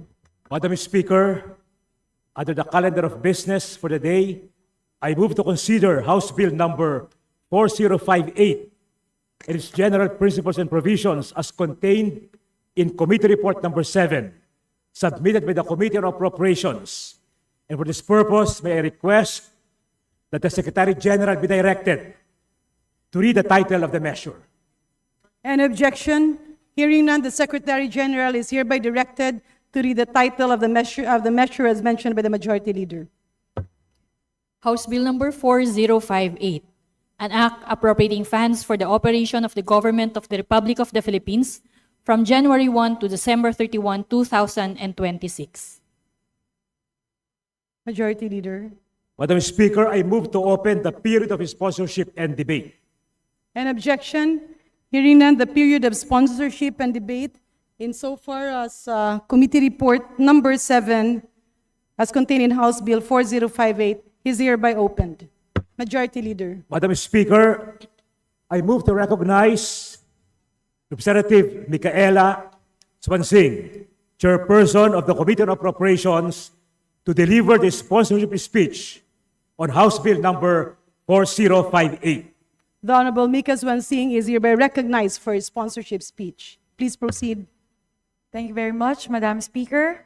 Madam Speaker, distinguished colleagues, esteemed members of the Development Budget Coordination Committee, or the DBCC, fellow public servants, partners from civil society organizations, and to our to the Filipino public closely watching the deliberations today, magandang hapon po sa ating lahat. Every year, the Filipino people look to Congress not as a mere crafter of policies, but as an origin of hope. The student who needs a scholarship, the farmer who necessitates a farm-to-market road, the mother who seeks affordable health care, and the senior citizen who relies on their monthly pension for their daily survival. Each number, each line item approved under the General Appropriations Bill results in profound implications for those who hope. The constitutional and moral imperative of Congress is clear: to ensure that every centavo of the Filipino people's tax money is appropriated towards programs that amplify, not destroy, this hope. Today, we open the plenary deliberations for fiscal year 2026 General Appropriations Bill, the backbone of our fiscal policy and the clearest mirror of our government's priorities. The Constitution entrusts Congress with the power of the purse, a solemn responsibility that demands integrity and vigilance. The plenary deliberations of the General Appropriations Bill are among the greatest exercises of our democracy. The spirited debates that will result from these discussions should ensure that the General Appropriations Act will represent the priorities and necessities of every Filipino, from the islands of Batanes to the mountains of Compostela Valley. Our challenge is to ensure that every peso is grounded in science, feasibility, and genuine need. Bawat piso, dapat may pakinabang. Bawat proyekto, dapat may saysay. At bawat programa, dapat madamdaman ng bawat Pilipino. We deliberate today under a challenging fiscal landscape. Global uncertainty continues to weigh on our economy. Rising debt obligations, inflationary pressures, reducing both household and government purchasing power, and geopolitical disruptions in international markets. Despite these constraints, the DBCC has anchored the 2026 budget on a sound macroeconomic framework. Gross domestic product growth of 6 to 7%, inflation managed within 2 to 4%, fiscal deficit at 5.3% of GDP, and debt to GDP ratio at a sustainable 61.8% by end of 2026. Total revenues are projected at 4.983 trillion pesos, or 16.2% of GDP, supported by stronger tax collection efforts, improved compliance to current debt obligations, and prudent borrowing strategies. This fiscal program assures us that even with limited fiscal space, there remains sufficient room to prioritize the needs of the Filipino people. The proposed fiscal year 2026 national budget amounts to 6.793 trillion pesos, equivalent to 22% of GDP. Sisiguraduhin po natin na ang budget na ito ay mararamdaman ng bawat Pilipino. Mas matatag at maluwag na mga classroom, mas kompletong kagamitan sa mga ospital, at pagkain sa mesa ng bawat Pilipino. Madam Speaker, I emphasize that this budget is centered on human capital development, as underscored by President Ferdinand R. Marcos Jr. in his 2025 State of the Nation address. In the National Expenditure Program, the President stressed that the 2026 budget must nurture a future-ready generation, one that is healthy, educated, resilient, and competitive. Each aspect of this General Appropriations Bill foremost acts towards capacitating and restoring the dignity of each Filipino by increasing positive outcomes in food security, climate resilience, and infrastructure modernization, while also demanding transparency and efficiency in public spending. This budget is also a testament to comprehensive reforms aimed at restoring public trust, the paramount imperative our Congress faces in the current moment. We have abolished and outdated the small committee that once shrouded these deliberations in secrecy and unilaterally placed the jurisdiction over the funds of 116 million Filipinos in the hands of a few. We will also open the bicameral conference committee sessions. All of these towards our firm commitment towards open, transparent, and participative budget deliberations. Tatanggalin po natin ang tabing sa usaping budget.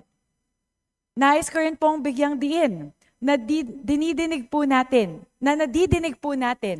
ang panawagan ng ating mga kababayan na mas maging bukas ang proseso at magkaroon sila ng mas malakas na boses sa pagbuo ng budget. This year, we turned that call into action. Civil society organizations were present as we did the People's Budget Review. And they were also engaged and are also present during the committee hearings. They helped scrutinize the allocations of the people's money. Ito po ang people's budget in action. Ang bawat piso ay hindi lamang plinano ng ating gobyerno, kundi isinama din mismo natin ang tinig at pangangailangan ng ating mga kababayan. Transparency and accountability are not simply buzzwords. These are the foundation of our nation's social contract, the basis upon which the continuous renewal of trust in the mandate of our government rests. At the heart of the people-centered budgeting is the principle that public funds must directly serve the needs of our citizens. The Department of Public Works and Highways budget has been reduced from its original 881.3 billion peso budget, meaning into 625.7 billion pesos. After years of questionable bidding and substandard outcomes of flood control projects, I echo the President's declaration. Not a single peso will go to questionable flood control projects in the 2026 budget. That 255 billion pesos has been redirected to urgent needs: education, healthcare, agriculture, and food security, while also building a real climate resilience. Madam Speaker, the message of the Budget Amendments Review Subcommittee, or the BARC, is clear. The people come first. This year, we give our children, our youth, the highest allocation for education in the nation's history. Education stands as the single largest priority in the fiscal year 2026 budget, with over 1.17 trillion pesos, or 17.22% of the national budget. The clearest sign that we are investing in the future of our children. Beyond the national expenditure program, we furthermore added 38.3 billion pesos out of the 255 billion pesos from DPWH. We have realigned that amount, affirming what we have always been saying about the 2026 budget. It will be an education budget. It will be a capital development centered budget. Under the basic education facilities, the BEF fund, we will be adding the 28.06 billion that was initially earmarked for classroom construction and repair in the NEP is further increased by 22.5 billion, bringing the total funding for basic education facilities program to 50.56 billion pesos. At an estimated cost of about 2.5 million pesos per classroom, this will translate to an additional 20,000 classrooms that will be built in 2026. Each of these classrooms represents fewer students packed into unsafe, overcrowded spaces, and more children learning in environments that uplift rather than discourage. Adding to this, the Commission on Higher Education gained 9.31 billion pesos from the initial funding in the NEP. We are expanding the tertiary education subsidy and Tulong Dunong program. Furthermore, the Technical Education and Skills Development Authority, or TESDA, was allotted an additional 991 million pesos for training and scholarships. Meanwhile, the Philippine Science High School System secured 450 million pesos to nurture the country's next generation of scientists and innovators. With the addition of around 37 billion pesos towards the education budget, we are now at 4.1% of GDP, over the constitutional requirement of 4%. Next, healthcare follows as the second pillar of this realignment. With 409.8 billion pesos in the national budget in the NEP, we will be adding 89.3 billion pesos to that from the realignments from DPWH. The medical assistance to indigent and financially incapacitated patients, or MAIFIP, remains one of the top priorities, reflecting our determination to ease the burden of medical expenses for the poorest Filipino families, and in line with the directive of President Ferdinand Marcos Jr. to initiate zero balance billing in government hospitals for the most indigent patients. We augmented MAIFIP by 26.73 billion pesos, bringing the program's total amount to 51 billion pesos. Using an estimated cost of about 40,000 pesos per patient, this will benefit around 1.27 million indigent Filipinos worldwide. Moreover, 60 billion pesos in additional funds will be realigned towards PhilHealth to expand benefits under the universal healthcare, paving the way toward our aspiration of zero balance billing in public hospitals. We will be, in line with the direction of the President, we will be returning the 60 billion pesos to PhilHealth through the NEP. But we also would like to send the call to PhilHealth to please use the 60 billion pesos in additional funding towards increasing the benefit package for patients and towards paying their obligations towards hospitals. To PhilHealth, please use this additional allocation for the benefit of the Filipino people, not towards investments or income-generating initiatives. Agriculture remains a cornerstone of national survival and resilience. with 284.13 billion pesos in the national budget dedicated to ensuring food security and complemented by another 30 billion pesos for the Rice Competitiveness Enhancement Fund, or RCEF. To reinforce this amount, an additional 44.9 billion pesos will be realigned towards DA and NIA for rural and farmers development. Of this amount, 41 billion was directed toward farm-to-market roads, post-harvest facilities, crop insurance, irrigation, ports, and agricultural modernization. The Presidential Assistance to Farmers and Fisher Folk Program will also be allocated 7 billion pesos, which at 7,000 pesos per beneficiary will directly support 1 million farmers and fisher folk across the country. These allocations guarantee that our farmers, the backbone of our food security, receive the comprehensive support that they need to sustain livelihoods and keep food on every Filipino table. The National Irrigation Administration likewise will receive an additional 5 billion pesos to construct, restore, and repair irrigation systems vital to sustaining agricultural productivity. This year, we also expanded protection for the most vulnerable sectors through the Assistance to Individuals in Crisis Situations, or AICS program, under the Department of Social Welfare and Development. In the National Expenditure Program, 27.04 billion was originally allotted for AICS. The BARC and the committee then realigned an additional 32 billion pesos towards AICS, bringing its total to 59.1 billion pesos. At an estimated assistance of around 10,000 pesos per beneficiary, this will reach nearly 5.9 million Filipinos in crisis. We also strengthened protection for displaced and disadvantaged workers through the Tulong Panghanap Buhay sa Ating Disadvantaged Displaced Workers Program, or TUPAD, under the Department of Labor and Employment. In the National Expenditure Program, 12.14 billion pesos was originally set aside for TUPAD. The BARC and the committee then realigned an additional 14.82 billion pesos towards TUPAD, bringing its total to 26.96 billion pesos.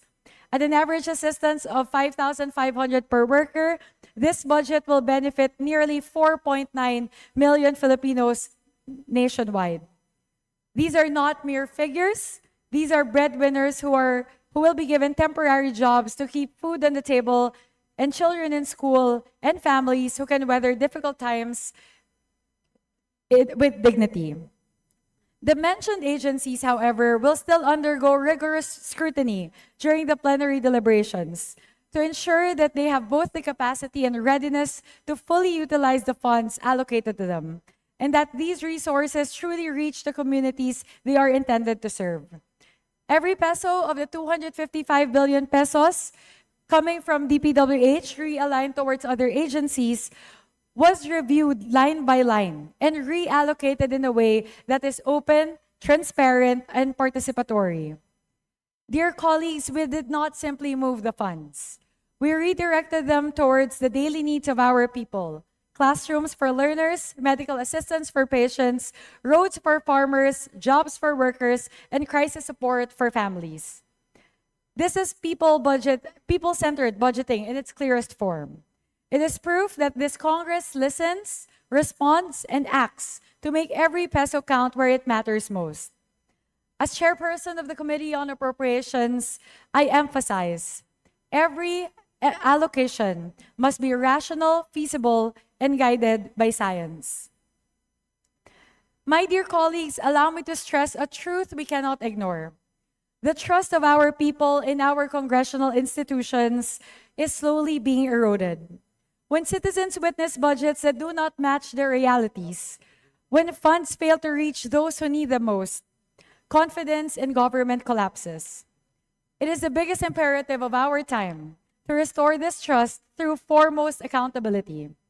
The all-encompassing reformation and transparency of our budget process is the first step towards this end. The alleged mismanagement of public funds through questionable flood control projects amid the increasing frequency and intensity of scorching heat waves and typhoons is of utmost concern to our people. Therefore, we have to make sure that the 2026 budget restores the Filipinos' faith in our institution. I must stress that this budget embodies our collective resolve to build a stronger and more hopeful future for every Filipino. This budget needs to hold a hope for a nation where no Filipino is left behind. Madam Speaker, I humbly sponsor the proposed General Appropriations Bill for fiscal year 2026 and respectfully seek the support of my colleagues in the House for its timely and responsible passage. Together, let us ensure that this budget reflects the aspirations of our people and strengthens trust in our institutions. Sa bawat proyekto, ang mamamayan ang dapat nasa sentro. Sa bawat alokasyon, ang kapakanan ng taong bayan ang pangunahing batayan. Maraming salamat po. Mabuhay ang Kongreso, mabuhay ang sambayan ng Pilipino para sa Diyos at bayan. Maraming salamat, Chair, Congressperson Swansing. Majority Leader, please. Mr. Speaker, I move to proceed with the interpellation on the general principles and provisions of House Bill number 4058. Mr. Speaker. There is a motion. Mr. Speaker. Yes, what is the pleasure? Parliamentary inquiry. What is the pleasure of Congresswoman from ML? De Lima? So we are now being made to understand that we're about to start the interpellations for the budget. Now this morning, after the, or at the conclusion, or before the conclusion of the BARC meeting, the executive committee meeting of the Committee on Appropriations, where the Honorable Chair of the Committee on Appropriations presented to us the key features of the amendments done at the BARC level. Now, we were made to understand that copies of that presentation of the Honorable Chair of the Committee on Appropriations will be made available to us, the members of the plenary, in time for the start of the plenary deliberations. Also, do we have copy of the committee report itself? How can we start deliberations if these vital documents are not before us? So that's my point of order, Mr. Chair, Mr. Speaker. Majority Leader, the point of order in question. Please proceed. Thank you, Mr. Chairman. Thank you, Mr. Speaker. On behalf of the majority and on the part of the sponsor, we are made to understand that the amendments done during the Budget Appropriations Committee amendments also included members of the minority, included members of the majority, who approved the amendments. And during our rules meeting, approving the inclusion of the committee report for plenary deliberations, members of both minority and majority approved the same. To address the point of order of the Honorable De Lima, it has been the parliamentary practice ever since that we get the chance to read the committee report during budget deliberations. We have 2 weeks to deliberate the budget and the committee report, and we respect the minority's position. But to allow us to commence deliberations of the budget, I hope that the Honorable De Lima will allow the budget proceedings to proceed, and copies of the committee report will be distributed accordingly during today's session. Mr. Speaker, my Representative De reaction, Lima? please. Please Okay, proceed. yes, we confirm that most of the minority members, most of the members of the minority bloc were present at this morning's executive committee meeting of the Committee on Appropriations. But we were made to understand that copies of the presentation itself of the chair of the Committee on Appropriations will be made available to us. It's different that, you know, we actually discussed the presentation, but we did at this morning's executive committee meeting, we also did not have copy of that presentation. And we pointed that out, and they told us that it would be made available to us. And then how can the distinguished senior majority leader say that the committee report has been made available to us during the budget committee hearings? How can there be a committee report when at that point the agency budgets were just being discussed? The committee report would come after that level and right before this plenary deliberations. So where is it? Where is the committee report? We cannot possibly participate in the deliberations without the committee report, without the presentation of on the Bar C amendments. Thank you. Majority Leader. Mr. Speaker, we apologize for the delay in the distribution of the committee report as well as the presentation, but in line with our rules allowing sending electronic copies of committee reports as well as presentations, we assure the Honorable De Lima that the same have been distributed electronically through Viber as authorized under our rules. May I request the Honorable De Lima if she can allow the sponsorship of the national budget, and we will ensure that all members of the minority will be allowed their time to scrutinize and ask questions to the sponsor to ensure transparency and ensure that the budget is in accordance with our national development program. Representative De Lima. I'm sorry, but I cannot buy that. How can we scrutinize the budget if we don't have copies, especially of the presentation this morning? We didn't have that when the presentation was being done by the chairperson of the APRO committee, and now we still do not have it. So how can we scrutinize it? It's our duty as a minority to thoroughly scrutinize all of this, and we don't have that. Mr. Speaker, may I be allowed to request for a suspension so we can meet with the members of a minority before we proceed with our deliberation? Point well taken. Session suspended.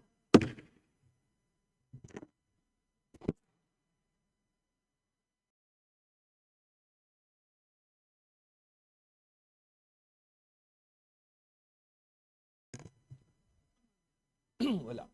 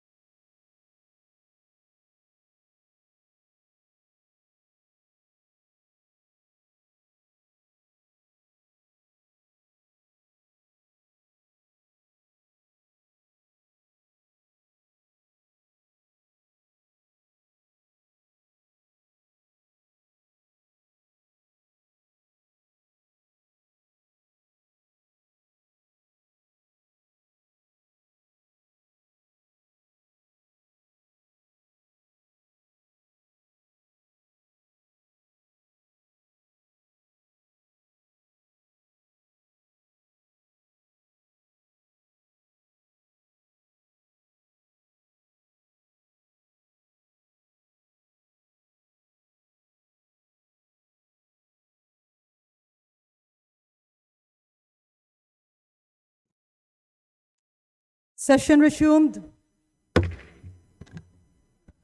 Majority Leader. Madam Speaker, before the suspension of the session, I reiterate my earlier motion that we proceed with the interpellation on the general principles and provisions of House Bill number 4058. Any objection? Hearing none, the motion to proceed with a period of interpellation is hereby approved, and the Honorable Mika Swansing, the sponsor of said measure, is also recognized. Madam Speaker, may I be recognized briefly? Majority Leader. Thank you, Madam Speaker. Before we proceed to the period of interpellation on the general principles and the general provisions of the General Appropriations Bill, may I request that the Honorable Laila de Lima be recognized for a brief manifestation, considering we had a good compromise between the minority and the majority. The Honorable Laila de Lima is recognized for her manifestation. Please proceed. Thank you, Madam Speaker. Based on the discussions during the break, and it's really been a serious discussion, so we came up with a consensus, and we concede to the request of the distinguished deputy, the senior deputy majority leader, that we can proceed with the interpellations on the general principles, after which let's suspend and resume tomorrow. Our only request is that, since up to this very moment, we don't have yet copy, not even the e-copy of the committee report, that we be given time tonight to go over it, and we can start all over again tomorrow with the agency deliberations. That's the consensus reached during the break. Thank you. Session suspended.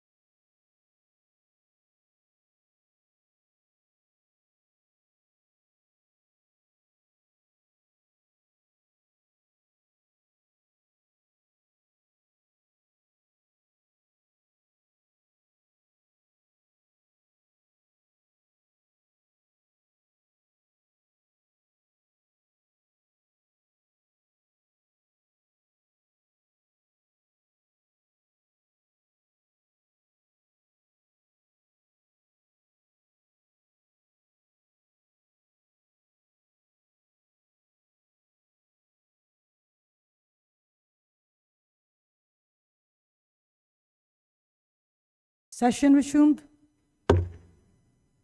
Majority Leader. Yes, Madam Speaker, just a short manifestation on behalf of the majority. After conferring with the esteemed members of the minority, they have agreed to the following. Firstly, that we proceed with the debate on general principles and provisions. Secondly, that given there are no amendments to the agencies that consist of the DBCC, we proceed as well with the agencies that are present from the DBCC, given under the condition that the DBM on the last day of our plenary debates come back to address any questions that the minority might have with regards to the agencies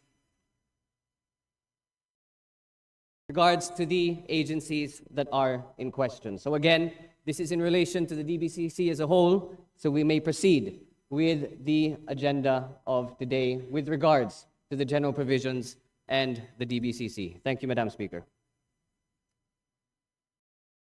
The manifestation of the Majority Leader is hereby noted. The Minority Leader is recognized.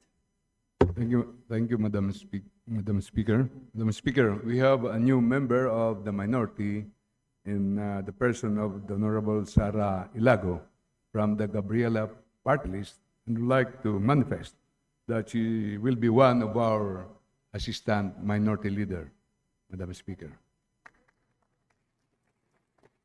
There is a motion to elect.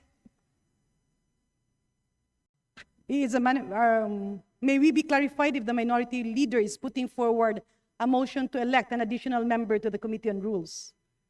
Because Yes, we can- Madam Speaker, assistant minority leader. Yeah, maybe in we the can minor- tackle that after the consideration of the budget, because we are now in the period of considering House Bill 4084, and we can tackle admin matters afterwards. Just to let it be reflected in our journal, Madam Speaker. Yes. The manifestation of the Honorable Minority Leader is hereby recognized and duly noted. Majority Leader. Yes, Madam Speaker, so that being the case, may we recognize Congressman Tino for his interpellation on the debate on general principles and provisions. The Honorable Antonio Tino of Party List ACT Teachers is hereby recognized for his interpellation with regards to the general principles and provisions. Please proceed.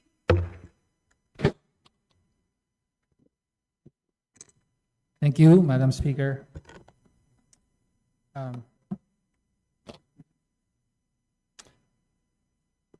Well, Madam Speaker, my first query will be with regard to unprogrammed appropriations. No? Alam naman po natin na sa mga nakaraang buwan, actually, ay naging controversial na po ang usapin ng unprogrammed appropriations. At sa 2026 proposed budget, ay meron pa pong proposal for around 250 billion in unprogrammed appropriations. No? Madam Speaker, kapansin-pansin po ang kakaiba at pambihirang paglobo ng unprogrammed appropriations, lalo na sa nakaraang 3 taon sa ilalim ng Marcos Jr. Administration. Unang-una siguro, para maliwanagan ang lahat, ano po ba ang unprogrammed appropriations, Madam Speaker? Baka maaaring matanong ang sponsor. Brief and layman's explanation of unprogrammed appropriations. Madam Speaker, ang unprogrammed appropriations po, it serves as a standby authority to incur additional agency obligations for priority programs and projects. So if there would be excess revenues, or there are also non-revenue sources that are made available, those funds can be tapped in order to fund priority programs of the government. So ang susing word po doon, standby authorization.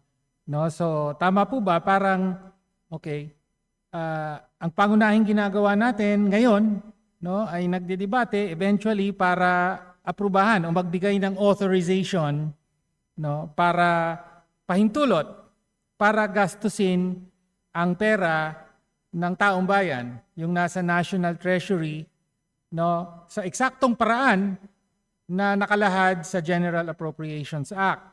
No? So, pero yung standby appropriations para sa yung unprogrammed appropriations ay pagpapauna ng pahintulot sa pondo na actually wala pa sa kamay ng gobyerno.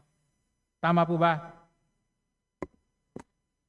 Kailangan po magsumite ng special budget request, pero opo, tama po Oo. yun.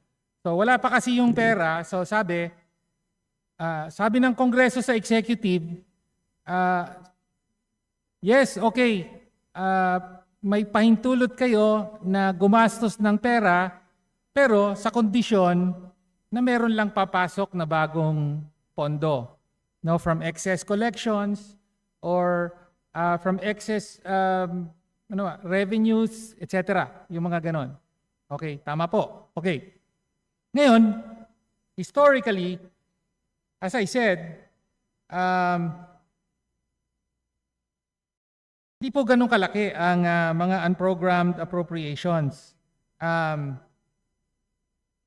It was only, kung titignan natin ang datos, ay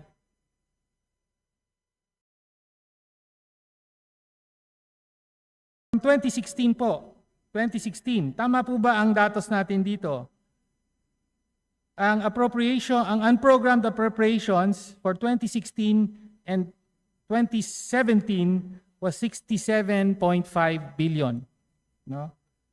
2018, 75.3 billion. Tapos 2019, dito na nagsimulang lumaki. 2019, no? 197 billion. No? So mahigit 3 beses ang nilaki mula dun sa level ng 2016. Tapos tuloy-tuloy na po yan. In 2020, it became 216 billion pesos. In 2021, medyo bumaba, naging 176 billion pesos. However, in 2022, umaas to 251 billion pesos.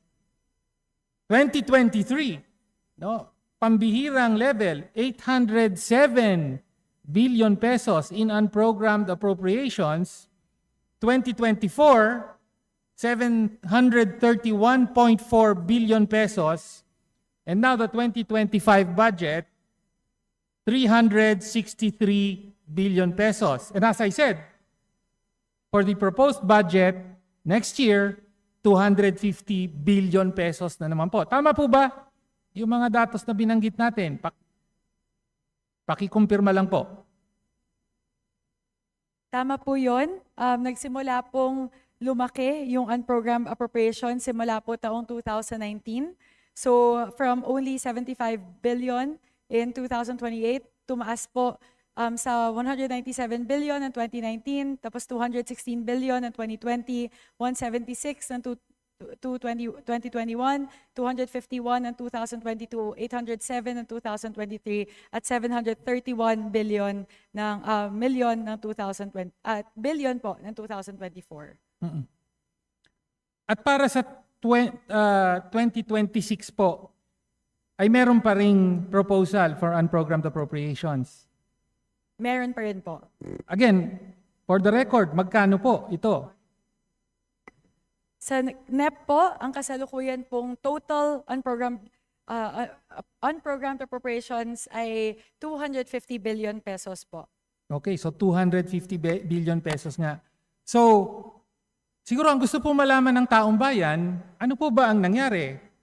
At bakit lumobo ng ganyan ang unprogrammed appropriations simula nung mga huling taon ng Duterte administration hanggang sa kasalukuyang Marcos Jr. administration? Why? Hindi naman po ganyan historically.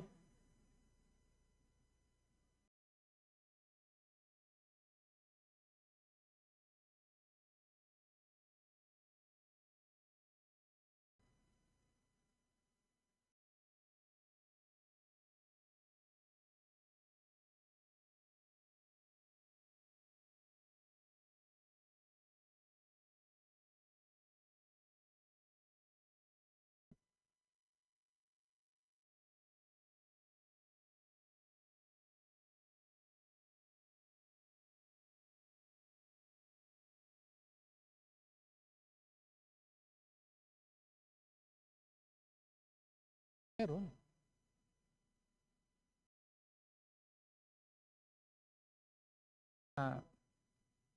Madam Chair, napansin ko yung oras po tumatakbo kahit po naka-pause. Madam Chair, concerned lang po ako na naubos yung oras. Ayun, tumigil bigla.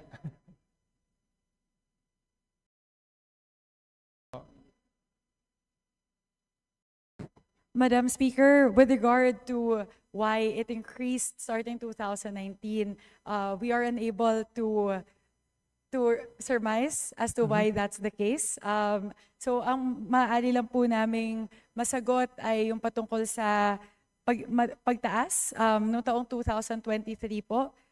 Yung level po ng unprogrammed appropriations ay nasa 588 million. Isa po sa mga dahilan, isa po sa mga dahilan ay nagsusubok po kasi nanggaling po tayo sa pandemya noon. So nagsusubok po sila maglagay or bumuo ng posibilidad na magkaroon ng Bayanihan 3 to spur economic development post-pandemic. So that is the case why the NEP levels for unprogrammed appropriations for both 2023 and 2024 are at 588 billion and 281 billion. But in the year 2026 po, ngayon kasi 250 billion na lang kasi wala na pong ganong inisyatibo, wala na pong posibilidad na magsubok na gumawa ng Bayanihan 3. Yun po yung sa NEP levels. With regard po to the difference between the NEP levels and the GAA levels, Yes, I was going to ask that, Madam Speaker. Kapansin-pansin din po kasi na may mas mababang level sa proposal ng NEP kumpara doon sa lumabas sa GAA kung titignan natin yung unprogrammed appropriation. So, pwede pong maipaliwanag yun. Opo, upon conferring with the DBCC, ito po kasing pag-akyat ng unprogrammed appropriations ay naganap po sa level ng BICAM. So given Okay. that the DBCC is not part of the BICAM, we are not able to provide a reason po as to why the unprogrammed appropriations increased at that point. Okay, so on record po na yung paglobo ng unprogrammed appropriations ay nangyari sa BICAM. No, so parang ang sinasabi dito, Kongreso ang may kagagawan ng pagpapalobo ng BICAM. Tama po ba? Dahil yun po ay nasa level ng BICAM, totoo po. Tama po. So pag sinabing BICAM, so decision yan both ng House at saka ng Senate. So yun po ang ibig sabihin nun. Opo. Okay. Alright. So, sa totoo lang, hindi pa rin po malinaw sa akin yung paliwanag kung bakit lumobo yan. Pero siguro pag mas tignan natin yung detalye, ano ba laman ng unprogrammed appropriations, baka mas maintindihan natin. No? In particular, meron pong mga specific purposes. Sa unprogrammed appropriations po, hindi items ang tawag, di ba? Kung hindi purposes. No? Ito ang nilalagyan ng pondo, tapos yun. No, kung hihingi tayo ng breakdown ng unprogrammed appropriations, wala tayong makikitang specific items. We can only see purposes. Okay. In this case, I would like to focus on 3 purposes found in the unprogrammed appropriations. Ito yung mga unprogrammed appropriations purposes that mainly involve the DPWH, the Department of Public Works and Highways. No, nung halimbawa, please confirm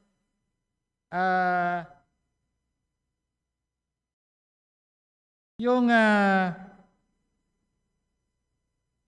unprogrammed appropriations po for 2022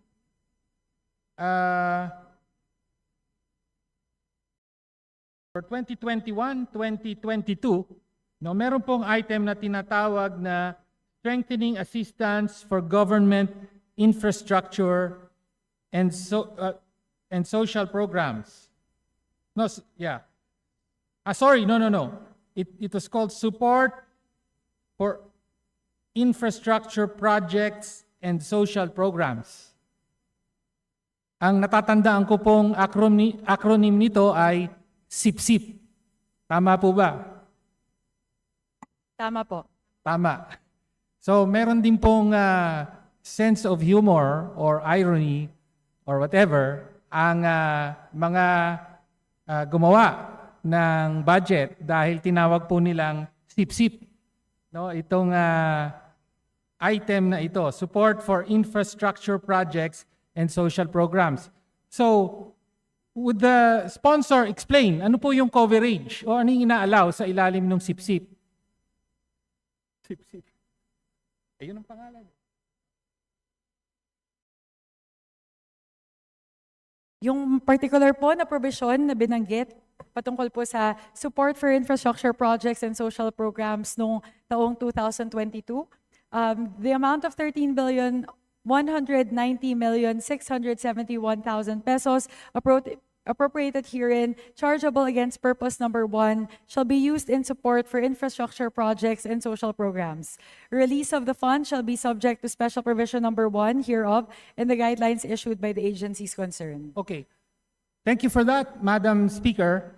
So actually, ang inaalaw sa ilalim ng SIPSIP are infrastructure projects as well as social programs, sa ordinaryong salita, ayuda. Tama po ba yun? Tama po ba? Sorry, Madam Speaker, may you please repeat the last word? So parang tinatranslate ko lang po in layman's terms, ang pinapahintulutan po sa ilalim ng SIPSIP ay karagdagang infrastructure projects at saka ayuda. Yun po yung social programs. Not necessarily po. The social programs allowed under support for infrastructure projects and social programs, Mr. Speaker, it does not just pertain to ayuda.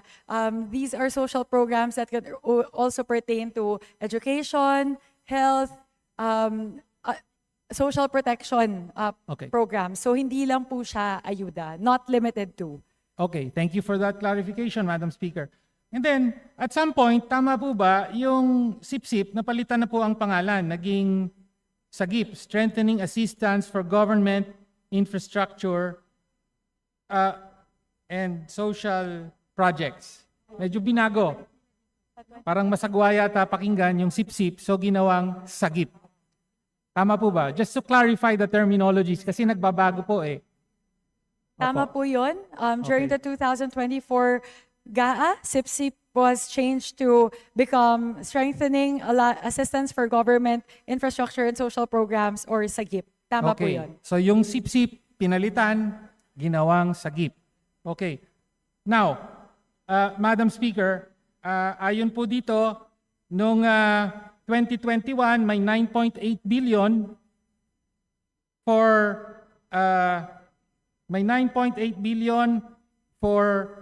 SIPSIP. 2022, it became 13.1 billion. In 2023, it became 50.03 billion. In 2024, it became a staggering 225 billion pesos. No? In 2025, 160 billion pesos. Do you confirm? I'm talking about appropriations for those items. Yes, Mr. Speaker, we can confirm that all the amounts stated by our distinguished colleague is correct. Okay, no? So, napakalaki po ng mga appropriations para dito. Pero, okay, appropriations, especially for unprogrammed appropriations, are one thing. Pwede mo sabihin, wish list lang naman yan. Ma-activate lang naman yan, kumbaga, kung meron ngang additional revenues na pumasok. No? So, it's also important when studying unprogrammed appropriations kung magkano yung actual releases for these particular purposes. At ang nakita po namin, ito 2022 SIPSIP, it's the appropriation was 13.19 billion. 2022. 2022, 13.19 billion, but the actual release, ang inappropriate, 13.1 billion. The actual release was 37.8 billion pesos. Sumobra pa ng mahigit 3 beses sa appropriated amount. Tama po ba? Mr. Madam Speaker, we'll Speaker. just quickly confer with the Yes. DBCC on the matter.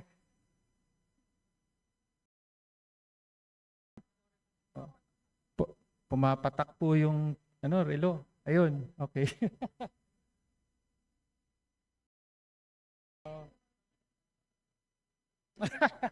Salamat. Oo.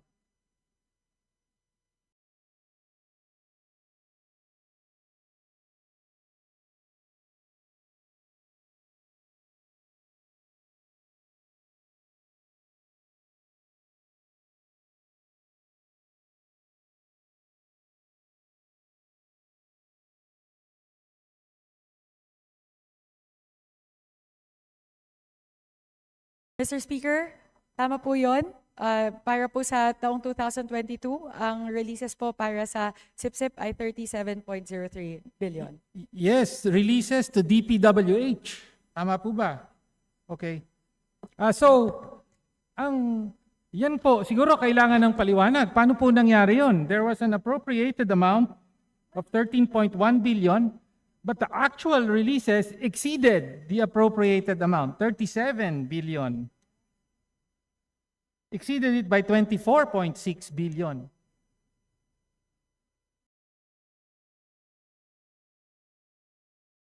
Mr. Speaker, my apologies. Was there a question in this or is it a confirmation of how Humingi much po it tayo ng exceeded? explanation kung bakit ang appropriated amount, 13.1, ang nirelease, 37.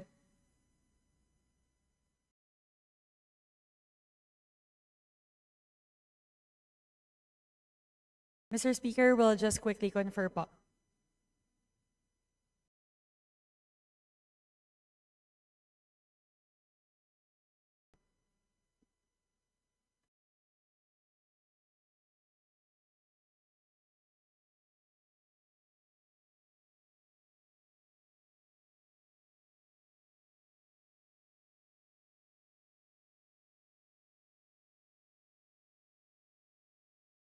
Mr. Speaker, if with Alright. courtesy to Representative Tino, may we request the Secretary to please stop the clock while I'm conferring with the DBM para po hindi lang po mabawasan yung oras ng ating Thank you. distinguished interpellator.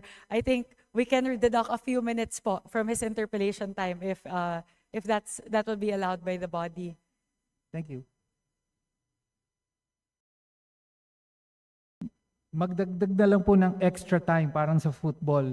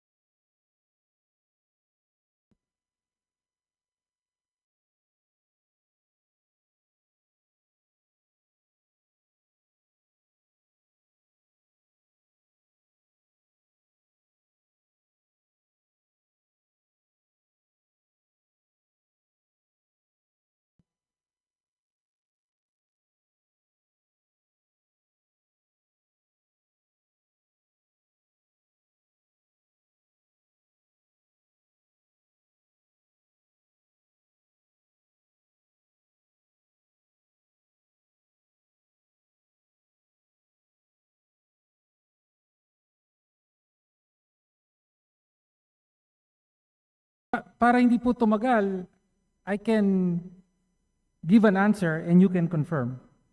Pwede po? Mr. Speaker, we sige po. have the figures. Okay. So for 2022 po, Ito pong 37 billion, actually po 21 billion of that was released to DSWD under Office of the Secretary, 6.2 billion towards funding requirements for the implementation of the Targeted Cash Transfer or TCT program, 4.1 billion towards the requirements for the implementation of the Targeted Cash Transfer program, a separate release, and a third release for assistance to individuals in crisis situations, so AICS po. So matotal po, napunta po out of the 37 billion ay 21 billion papunta po sa 21.4 billion papunta sa DSWD. Bukod po doon, the other 13 billion went to DA. Napunta po yung 8 billion sa implementation of RFFA, yung Rice Farmers Financial Assistance, and the other 4 billion went to the implementation of the Fertilizer Support or Voucher Program. So, yun po yung 34 billion. Hanapin lang po namin yung 3 billion. Yun na po yung hindi namin mahanap. Pero Sige. karamihan po ng 37 billion na na-release under SIPSIP for year 2022 sa DSWD at DA po napunta, Mr. Speaker. Thank you for that, Madam Speaker. Mas nalinawan po. So mainly they went to social programs, what would be called social programs. Pero actually, yung tanong ko po was more, why is it that the appropriated amount was for 13.1 billion, but the released amount was 37 billion, no? Ibig sabihin, mas malaki pa ang ginastos kesa sa appropriated. Mr. Speaker, in the GAA 2022 GAA, there's a special provision that says that amounts under the unprogrammed appropriations may be subjected to modification of amounts within the authorized purposes. Yes, this is precisely what I wanted to bring out. No, na actually, sa unprogrammed appropriations, matagal na po yan. Merong ganyang buried in the special provisions is to me, it's quite a unique provision, no, which authorizes, in this case, the DBM, no, to modify the amounts, no. Amounts that are appropriated for one purpose may be used to increase the amount for another purpose within the unprogrammed appropriation. So in other words, binibigyan po in this case, ang DBM, no, ng Kongreso ng kapangyarihan na kung gusto nyong dagdagan ang particular na purpose na ito under unprogrammed appropriations, you have the power to do so. No? Tama po? Tama po, Mr. Speaker. Ayun. So yun po ang gusto nating erase, no, that this is sabi ko nga, it's only in the case of the unprogrammed appropriations that Congress has delegated such power to the executive, no? Usually may mga amounts na tinatakda ang Kongreso, hindi na pwedeng malagpasan yon. It's only the President through augmentation from savings where, pwede madagdagan yung amount na tinakda ng Kongreso. So, yun po ang gusto nating idiin, no? Kaya po, Madam Chair, do you also confirm that apart from binanggitan natin yung SIPSIP, tapos yung SAGIP, no, meron ding under unprogrammed appropriations, particularly for 2023, there was a purpose called Priority Infrastructure Program for roads, bridges, multipurpose buildings, facilities, flood control, and water systems. And that Congress appropriated 145.4 billion pesos under that purpose.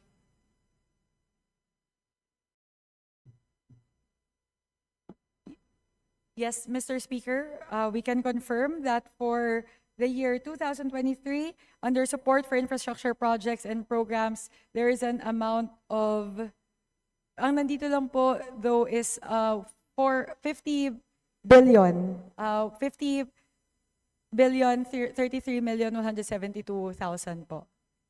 50? 50 billion po. Meron po tayong okay. That's Sagip. That is Sagip. Yes, that's Sagip, the 50 billion. I am talking about another purpose called Priority Infrastructure Program for roads, bridges, multipurpose buildings, facilities, flood control, and water systems. 145 po.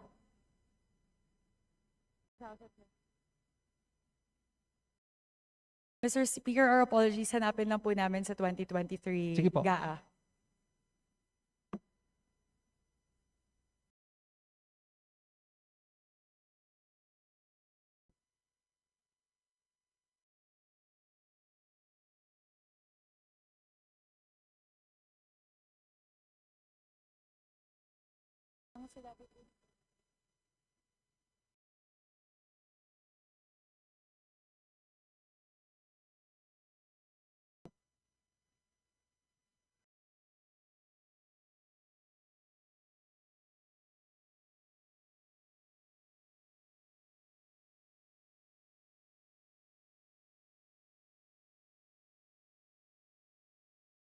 Mr. Speaker, Yes. we were able to find it Yes. po in the 2023 GAA. Nahanap po namin yon. The amount mentioned by the Honorable Tino is correct po, 145.4 billion for priority infrastructure program for roads, bridges, multipurpose buildings and facilities, and flood control and water systems. Yes, may napakalaking halaga po, 145 billion for additional infrastructure, including flood control, no? At in fact, apart from that, meron din po sa UA, sa unprogrammed appropriations, the amount of maintenance, the maintenance, repair, and rehabilitation of infrastructure facilities, routine maintenance of national roads. No, in 2023 and 2024, there were amounts also appropriated for that. Tama po ba? Meron po.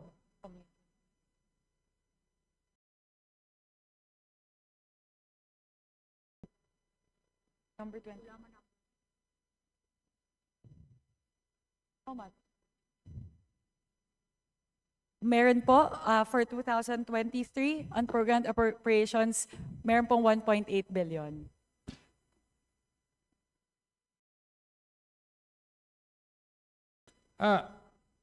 Actually, it's 9.3 billion in 2023 and 3 Tama billion po. in 2024. My apologies, Mr. Speaker.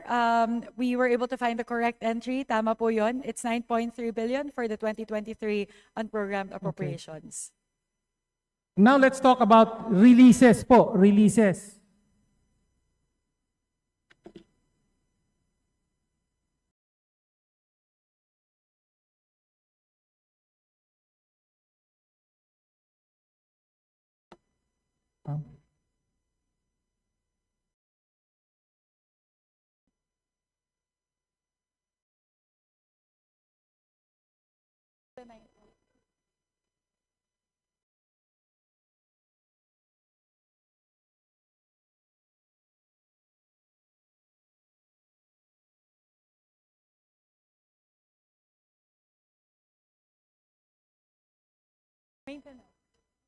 Okay.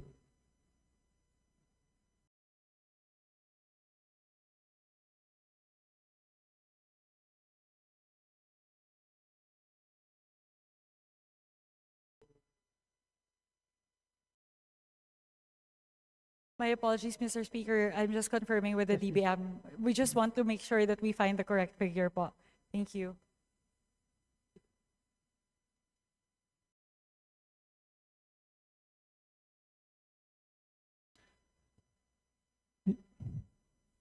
Mr. Speaker, I will put forward the figures, Mr. Speaker, para we can move forward. Ano? So nabanggit po natin, may mga programs, particularly yung SAGIP at saka yung Priority Infrastructure Program for roads, bridges, flood control, and so on, plus the maintenance and rehabilitation. No? These are all in the unprogrammed funds. And based on the NEP itself, lumalabas po that in 2023, 60 billion pesos was released. 60.8 billion was released to DPWH for the priority infrastructure program for roads, bridges, flood control, and the like. In 2024, 155.8 billion was released for Sagip to DPWH. Plus, for both years, 13.5 billion was released for maintenance of roads, all from the unprogrammed appropriations. In short, in just the past, in these past 2 years, 2023 and 2024 alone, over 248 billion, no?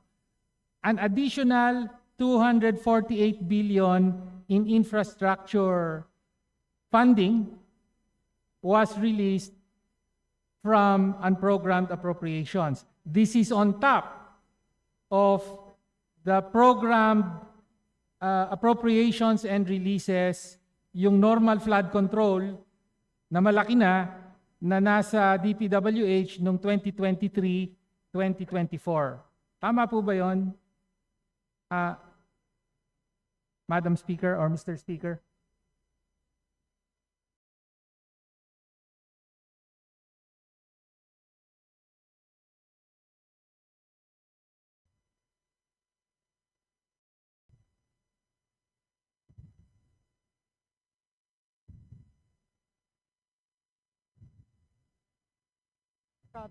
Promise. Yes, Mr. Speaker, we can confirm that the amounts mentioned by Representative Tino were all released to DPWH. Yes, okay. So again, idiin po natin. Noong 2023, okay, ito po, for the record po, noong 2023, magkano po ang pondo para sa flood control ng DPWH at saka noong 2024? Yung program po, program.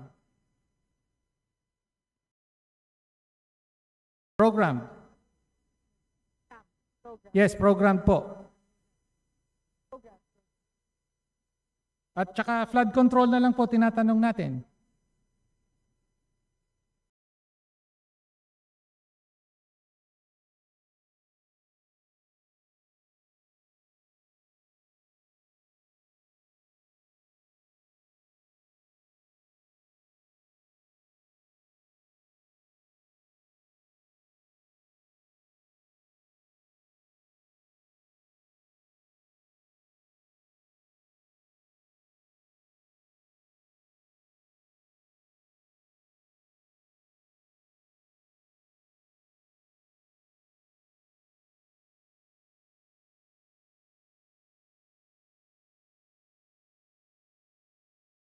Yung 02 po sa DPWH, alam niyo naman yun, di ba?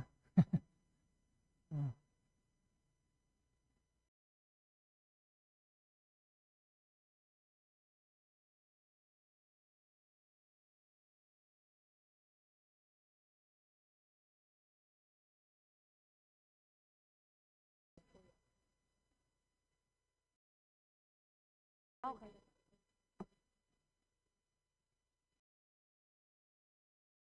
Mr. Speaker, para po sa taong 2023, we can confirm that the total amount for flood management program is at 185 Okay. billion. And then for 2024 po, ang total po ay 244 billion. Combination po yun ng locally funded and foreign assisted projects na flood control. Okay, so 2023 po, 2023 po ay 144 billion. 185 billion po, Mr. 185 Speaker. billion, 2024, 244 billion for flood control alone. That is No? correct, Mr. Yan ang Speaker. nasa programmed appropriations, no? at naka-itemize po yan dahil nasa programmed appropriations. Kitang-kita po ang bawat proyekto naka-specify line per line item. Tama po, naka-line item po yan.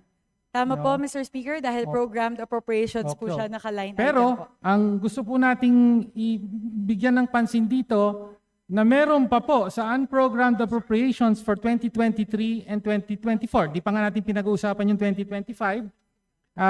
2023 and 2024 na at least, let me correct myself, 243 billion in additional infrastructure projects.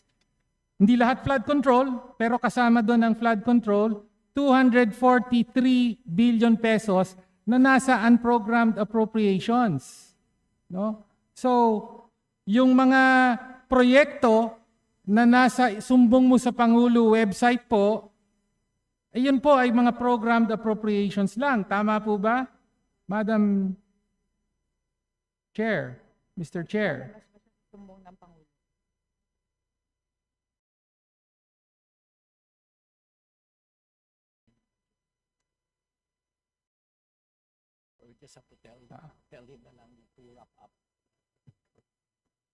Yes, Mr. Speaker. Yes, Mis- dapat magkasama po yung program that Yes, program. Mr. Speaker. Ibig sabihin, again, yung nasa sumbong sa Pangulo website na flood control projects, yun lang po yung nasa programmed appropriations. Hindi pa po nakikita ng publiko yung napakalaking halaga na nasa unprogrammed appropriations. Bakit ko? Okay. Sabi ko nga, up to 243 billion in total infrastructure projects, not all flood control. Pero malaking bahagi po flood control. Bakit po natin dinidiin ito, Mr. Speaker? Dahil nga, nakita na natin yung nangyari sa Senado. May isang senador doon. Sabi niya, hanapin nyo sa GAB, hanapin nyo sa GAA ang aking flood control. May dala pa siyang libro, wala nga sa GAA. No? Yung pala, nasa unprogrammed appropriations at pinapakita po natin gaano kalaki ito. Ngayon, Madam Speaker, kailangan na po nating malaman, tama po ba yung unprogrammed appropriations, these infrastructure projects, hindi po naka-line item ito? The Hindi chair po- hindi reminds po, Mr. Speaker. Rep. Tino to wrap up his Okay po. interpellation. Mr. Speaker, if I may po, we have here the specific amount as to the level of UA releases that of which are flood control projects for 2023 po, 34 billion, and for 2024 po ay 107 billion. So across 2023 and 2024, 142 billion po yung na-release galing sa programmed appropriations para sa flood control. At tama po si ating distinguished colleague na hindi po naka-line item kapag galing po sa, kapag nasa GAA po as unprogrammed appropriations. Mr. Speaker, tingin ko dapat pong hingiin natin sa DBM na i-publish po ang lahat ng mga flood control. In fact, lahat ng pinaglaanan ng unprogrammed appropriations. No? In the spirit of transparency, hindi po maaari na napakalaking halaga, 243 billion pesos po to. Hindi alam ng publiko kung saan napunta. So, can we have a commitment from the DBM to submit the complete list of these projects? Doon nga natagpuan yung 600 million pesos na flood control projects daw pala ng isang senador. No? So, ano pa kaya ang makikita natin doon? Can we have that? Can we have the list and can that be made available to the public as well, Madam Speaker? Yes, Mr. Speaker. Rep. Tino, your time has expired. Majority Leader. Yes. My apologies, Mr. Speaker, with the permission of the body, the majority. I would just like to respond to the query of Representative Tino.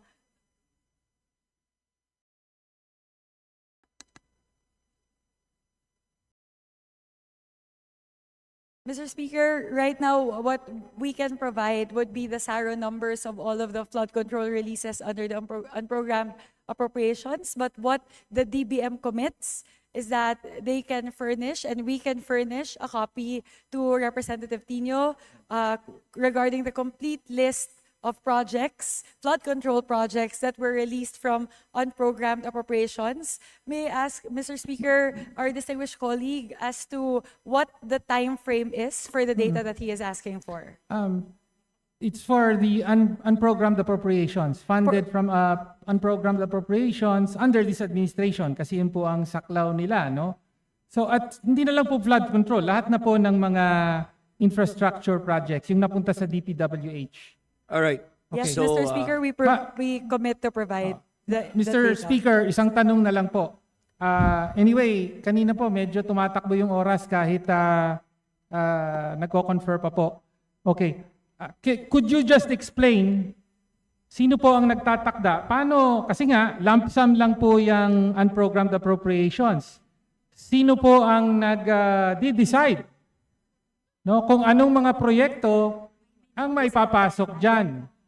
At ano po ang papel ng presidente dito? Presidente ng Pilipinas.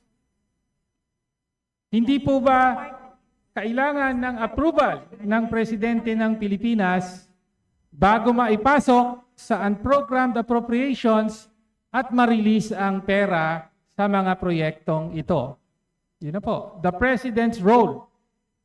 Mr. Speaker, if I may, I would like to read the provision pertaining to the release of funds under the unprogrammed appropriations. As further provided under the same special provisions, the release of funds shall be subject to the submission of a special budget request pursuant to Section 353, Chapter 5, Book 6 of Executive Number 292, with regard to the following. For excess revenue collections, issuance of a certification that remitted collections to the BTR from a particular revenue source has exceeded the corresponding revenue collections target. Or 2, for new revenue collections, issuance of a certification that remitted collections identified were not part of or nor included in the original revenue allocations target reflected. The issuance of, in the case of approved loans for foreign assisted projects or FAPs, the issuance of SARO covering the loan proceeds shall be subject to submission by the agency concerned of a special budget, together with a physical and financial plan, project profile, and a copy of the perfected loan agreement as approved in accordance with pertinent laws, rules, regulations, and guidelines issued thereon. The safeguard po is that there is a particular menu that that needs to be adhered to. For those not requiring excess or new revenue collections, ang pwede lang pong i-petition doon for a special budget request would be support to foreign assisted projects and budgetary support to GOCCs. And for the second type, for those requiring excess or new revenue collections, what would only be allowed would be personal benefits, social services, GOP counterpart of foreign assistance projects, infrastructure projects, and other priority projects authorized within unprogrammed UA purposes. Ang nagdedesisyon po with regard to what to do, whether to grant or not grant a special budget request, would be the head of a particular agency, kung saan po linodge yung unprogrammed appropriation. So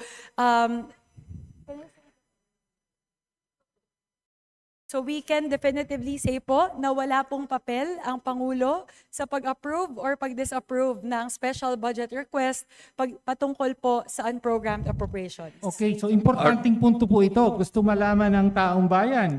Sino po ang pumayag na maipasok ang proyekto, ang mga dagdag na proyekto or insertions sa unprogrammed appropriations? Ang malinaw na sinasabi po ng ating sponsor, yung secretary.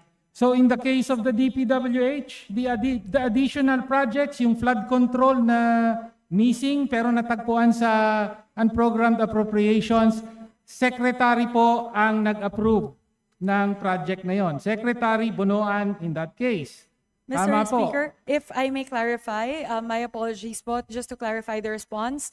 Ang nag-approve po ng pag-submit na special budget request ay ang secretary or ang head of agency, Okay. pero ang mag-approve po ay ang DBM. All right, thank you. So it's the, Mr. Speaker, so it's the secretary who submits and the DBM that approves the special budget request. However, a final point, I promise, Mr. Speaker, final point, with regard to the release of the SARO for the special budget request, malinaw po sa national budget circulars ng DBM, no, that the release of the SARO, let me quote, new items of appropriations subject to the clearance approval of the Office of the President. And for 2025, NBC, the NBC for budget releases for DPWH infrastructure projects, kailangan po ng certification by the department secretary. Okay, kasama po yun. Certification from the agency head is required, but another requirement is approval of the president. Hindi po ba tama? In other words, yes, ang nag-approve na maipasok sa unprogrammed appropriations yung proyekto, secretary ng DPWH plus secretary ng DBM. However, yung release ng pondo through the SARO, kailangan po may approval ng president. Di po ba tama yon? Madam Sponsor, kindly respond. Mr. Speaker, we believe upon conferring with the DBM, iba po yung tinutukoy ng ating distinguished colleague. This pertains to SICA, specific to the veto message of the President for the 2025 GAA. So yung ganun pong requirement na kailangan po ng approval ng Office of the President, specific po yon to SICA, yung tinatawag po na congressional insertions. SICA. Congressional insertions. Basta SICA. SICA. But that's not the... But we, at the very beginning of the interpellation, Yes, po. the sponsor agreed and granted that the unprogrammed appropriations were all congressional insertions, Madam Speaker. That is, Mr. Speaker. again, Mr. Speaker, that is not a usual, that is not the usual case. That is not the usual procedure. Yung specific example po na nabanggit ng ating distinguished colleague that requires the approval of the Office of the President was specific to the veto message in the 2025 GAA pertaining to increases in appropriations or new budget items. So hindi po yon. Thank you, Madam usual Sponsor, procedure. and thank you, Rep. Pino. Majority Leader. Mr. Speaker, I move that we recognize the Honorable Isidro T. Ungab of the 3rd District of Davao City for his interpellation. Mr. Speaker, Rep. parliamentary inquiry. Yes, Congresswoman Laila de Lima. Just 2 points, please, of inquiry. Number one, can we be clarified? Because I don't think it's in the rules, and that I don't think there was any mention about this when we started the deliberations, the interpellations. So it's 30 minutes for each interpellator. That is correct, Maximum of 30 Honorable minutes, Laila de Lima. inclusive of the response of the sponsor. Is that the rule? Is Majority Leader. Is it inclusive or exclusive of the response of the sponsor? Mr. Speaker, I apologize. I was not able to hear the entire question of the Honorable De Lima. May I be allowed to hear it once more so I can get a clearer answer? Okay, my proceed. first point of inquiry is what exactly is the allotted time for each interpellator? Is it a maximum of 30 minutes? If it is it inclusive of the responses of the sponsor or exclusive? So that we know exactly. It's inclusive, but we give allowance if the sponsor takes time to verify her answer with the agency. And we also give a little more time allowance if the reply of the sponsor takes longer than what is expected by the interpellator, ma'am. Oh, so there's some flexibility. Of course, especially Although- for you. Although Especially the for you. general rule is really a maximum of 30 Yes, ma'am. minutes. Second point of inquiry. Okay, we agree that what we're going to ask now would be the general principles and general provisions as well as the agencies comprising the DBCC. Yes. My question is, am I correct in assuming that when we do our interpellation, we can actually join already our questions with respect to the general provisions as well as to the questions for the DBCC? Because I understand this is only my understanding. That's why I need some enlightenment.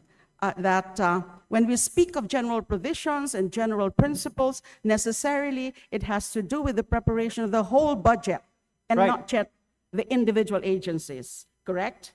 You can include your questions pertaining to certain industry Yes. agencies, but if you have specific questions, say for example, a specific question for the DOF, you can always wait when the DOF will have its sponsorship. Yeah, I asked that specifically because, I want to know whether the first, when we interpolate, and that's a maximum of 30 minutes, and then we just focus on the general principles of the general provisions, we can still do our questioning for purposes of the DBCC budget. Yeah, while the sponsor is prepared to answer questions that may tackle items under DOF, it would be advisable and ideal for the sake of our time constraint, that if we are debating on the general principles and the general provisions, let's limit our questions to that and move on to the agencies when it becomes agency specific. Okay, so we can actually do it separately, or we Right. just combine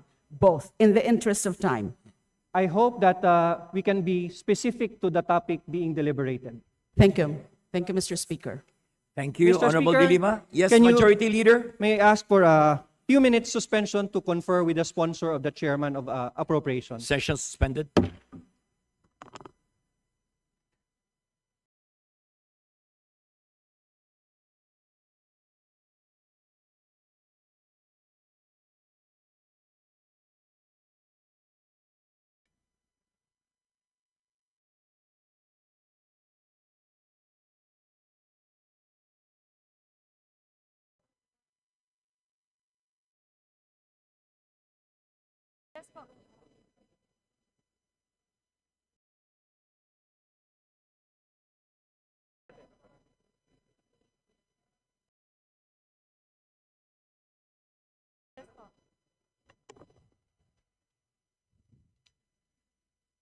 Session is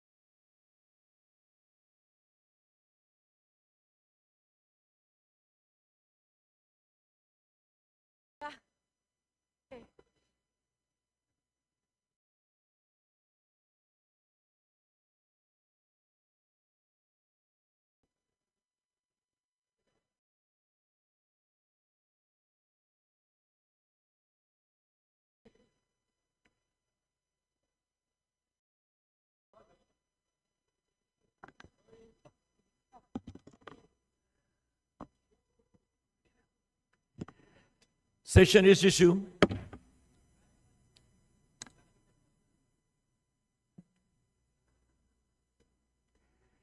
The Honorable Isidro Ungab is recognized. Please proceed. Thank you, Mr. Speaker.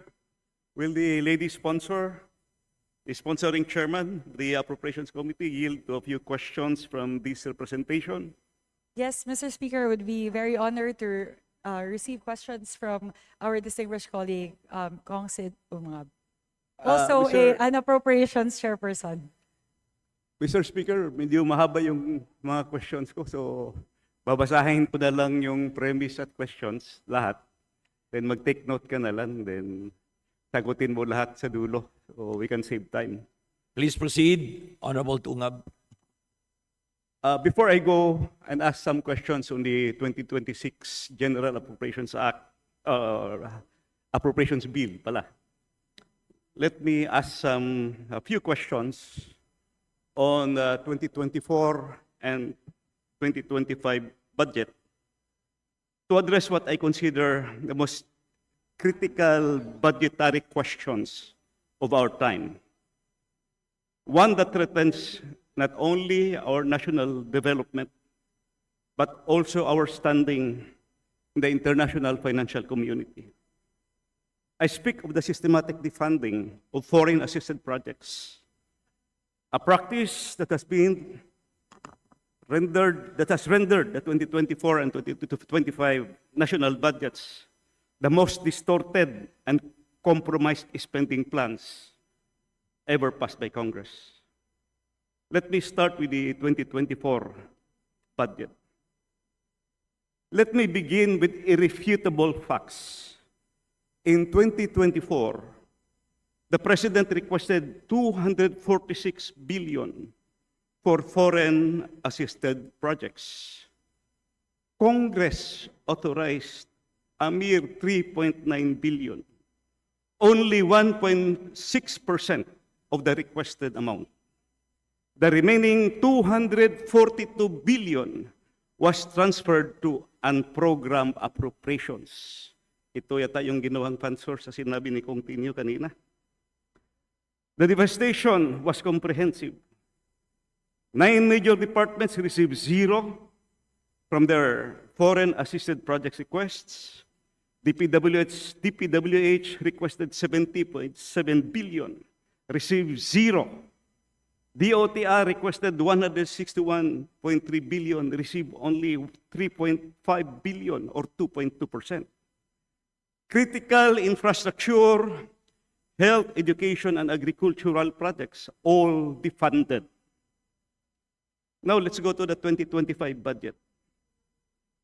Despite widespread criticism, the pattern persisted. From the President's 215.6 billion foreign assisted projects request, Congress authorized only 66 billion, a 149.64 billion or 69.4% reduction. But here's what should alarm every Filipino. Of this reduction, 115.22 billion are loan proceeds, funds already committed by development partners. 34.42 billion in GOP counterpart funds were also moved to unprogrammed appropriations. Mr. Speaker, let me explain the technical impossibility created by this decision. Loan proceeds require government of the Philippines counterpart to be released. This is standard in all ODA agreements. GOP counterpart was moved to unprogrammed appropriations. Loan proceeds were also moved to unprogrammed appropriations. What is the result? neither can be accessed. Both become phantom appropriations, dependent on excess revenues that may never materialize. This isn't just poor planning. It's a fundamental misunderstanding of how foreign assistance works. Allow me to cite concrete casualties of this fiscal massacre. 1, Metro Manila subway project, 21 or 31.6 billion in 2024 and 18.3 billion, 31 billion in JICA loan proceeds. Metro Manila subway project, 31.5 billion in JICA loan proceeds. North to South commuter railway project, 49.5 billion slashed. Flood management projects, 26.5 billion in 2024 and 18.3 billion in 2025. All loan proceeds in 2024 were gone.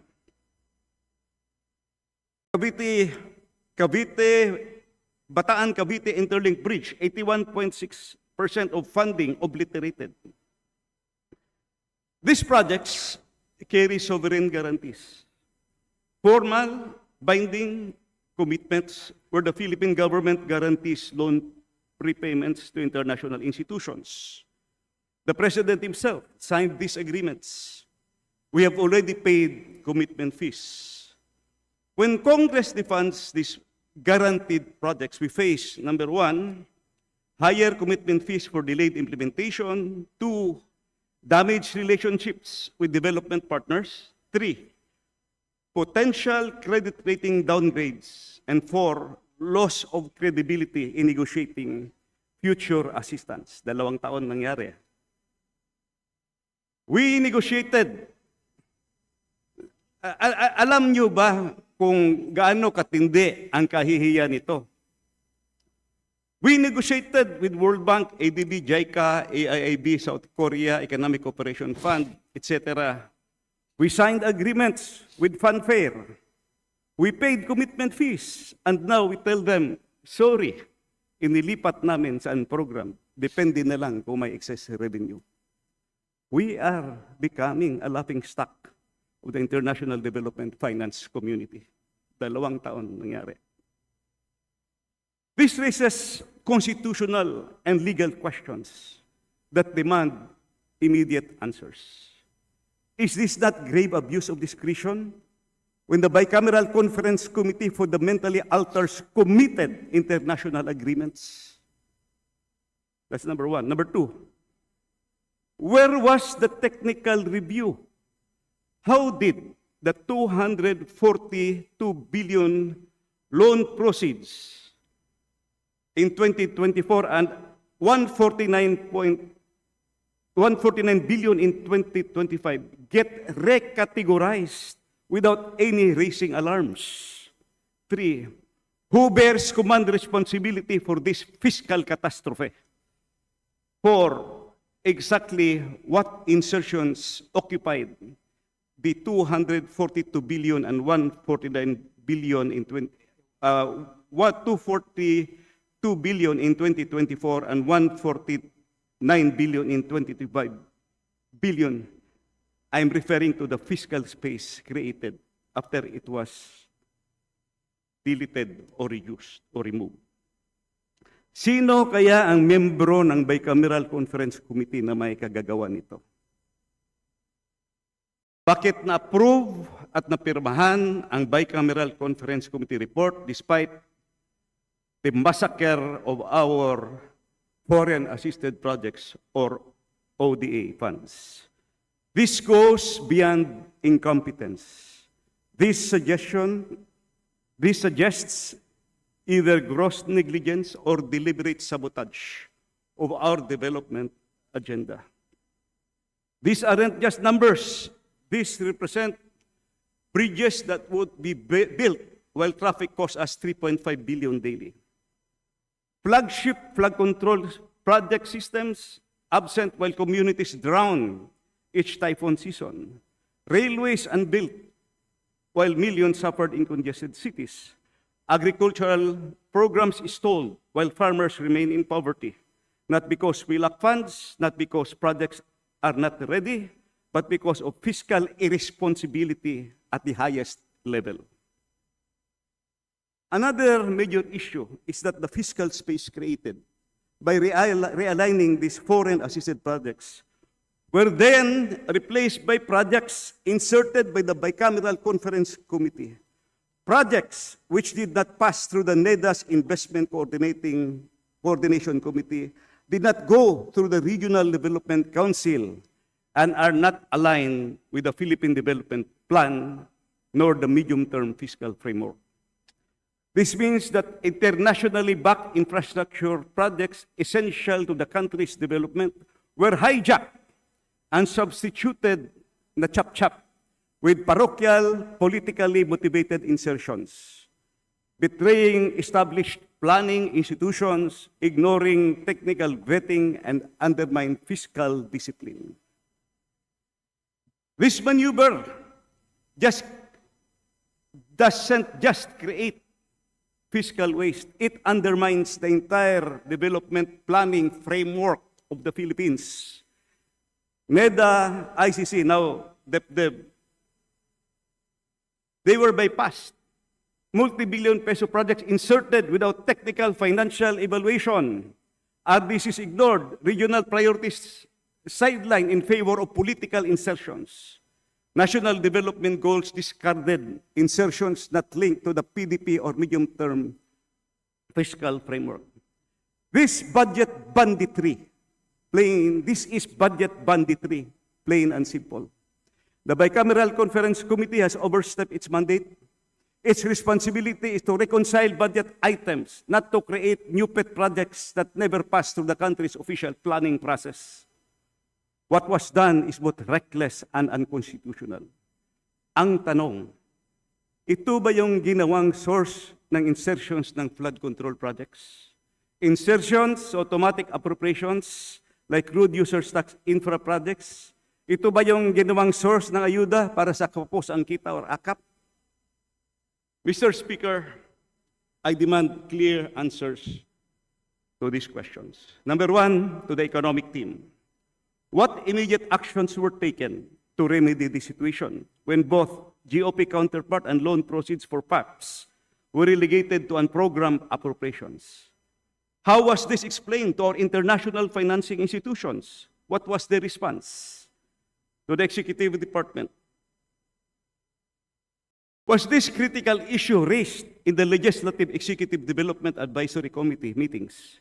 If yes, what was the consensus? If no, why was such a fundamental issue ignored?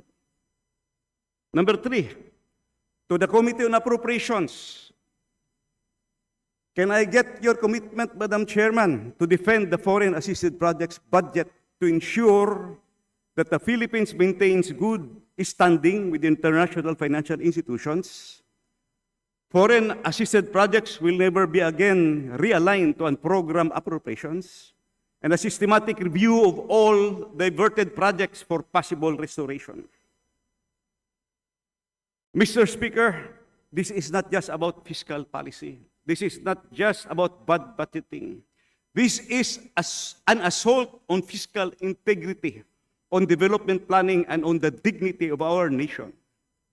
We cannot allow 149.64 billion in 2025 and 242 billion in 2024 for vital infrastructure to be killed for the sake of political insertions. We cannot betray our international partners who trusted us. And we cannot make Filipinos wait any longer for bridges, subways, flood control, and railways that they desperately need. This was shameless and was reckless. And this was a betrayal of our national interest. Nakakahiya na talaga. This represents shameless disregard to our international commitments, shameful treatment of critical projects, and what appears to be insatiable greed for those who orchestrated this diversion. We cannot and we must not allow this to continue. Our credibility as a nation, our development trajectory, and the welfare of millions of Filipinos hang in a balance. I call for, one, immediate restoration of foreign assisted project funding to program appropriations, 2, full investigation of how this happened, 3, systemic reforms to prevent future occurrences, 4, public accountability for those responsible. Tama na, sobra na. The Filipino people deserve transparency, accountability, and a government that honors its commitments, both to its citizens and to the international financial community. Mr. Speaker, I would like to hear the response of the sponsoring lady from the Committee on Appropriations, the Honorable Micaela Swansing. Thank you very much, Mr. Speaker. Thank you very much to our distinguished colleague, also former chairperson of the Committee on Appropriations. So the economic team is also cognizant of the fact that all of these have essentially resulted to two. There's project slippage. So meron pong commitment fees that were paid by the government. And second po, and more importantly, it's the opportunity cost. What we would have already benefited from economically and in terms of the daily, improving the quality of life of the Filipinos every day, hindi po natin na-realize yun because of the delays in the implementation. So, what the immediate action that was taken, specifically with regard to the 2024 FAPs that were removed, just so we won't fail to meet our obligations with our international partners, our economic managers were able to find a source in order to finance both especially the GOP counterpart for these projects. So nagawan po ng paraan economic managers natin just so there's no hit to the country. But again, the economic team and as well in the Committee on Appropriations, we recognize the implications of the funding in FAPs being slashed. So on the part of the Committee on Appropriations, we commit that we will not do this for the 2026 budget. You will also see in the committee report that was filed by the Committee on Appropriations that we did not touch the foreign assisted projects in any of the agencies, be that DPWH, be that DOTR, MMDA, and the like. So yun po yung commitment namin on the part of the Committee on Appropriations, that recognizing the negative impact of slashing the funding for FAPs, hindi po natin gagawin to sa 2026 budget. Yes, I think we both agree that this is a very important question, hindi lang sa ating bansa, kundi sa international community. Because we applied for these loans. At saka, hindi basta-basta na-approve itong loans. May proseso. Meron tayong ginagawang comprehensive feasibility study, may master plan. Saka, nagpapadala pa yan sila ng ang creditor, ang foreign creditors, nagpapadala pa yan sila ng evaluation team, no? Na bivet pa yung ating mga proposals. So nakakahiya, meron ako pang natin, isang fanfare. Doon sa Davao, si Presidente mismo, at saka yung Presidente ng ADB, nagpirma. Pagdating sa GAA, zero, walang lumabas. Kakahiya. No, may pictures pa kayo. Nandun si Sek Amina, saka si Sek Balisakan yata doon, na-remember ko. Nagkakahiya na may pictures tayo, tapos pagdating sa GAA, zero yung budget. Now, my next question, nakabayad na tayo ng mga commitment fees dito. Baka nakabayad na rin tayo ng penalties. Is there still a possibility that we can avail again those loans at saka we can restore the relationship? You know, in banking kasi, gentleman's agreement is very important. No? Yes, Mr. Speaker, according to the Department of Finance, we have paid the commitment fees amounting to 2.4 billion pesos across 2022 to 2024.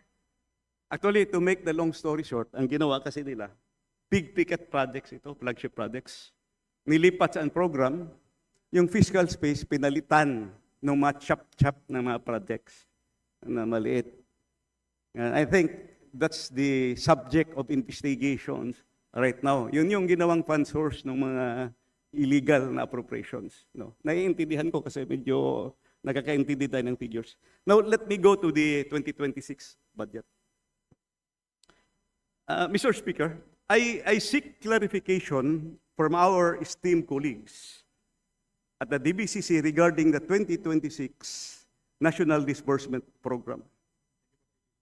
First, I would like to confirm my understanding of the relationship between the proposed 2026 cash-based obligation budget of 6.793 trillion and the program cash disbursement of 6.630 trillion. May I ask what is the exact total projected cash disbursement for 2026? Mr. Speaker, among the two figures mentioned by our distinguished colleague, it is the 6.6 billion that will be the projected cash Sinagot ko na disbursement. pala, nandoon kasi sa President's budget message.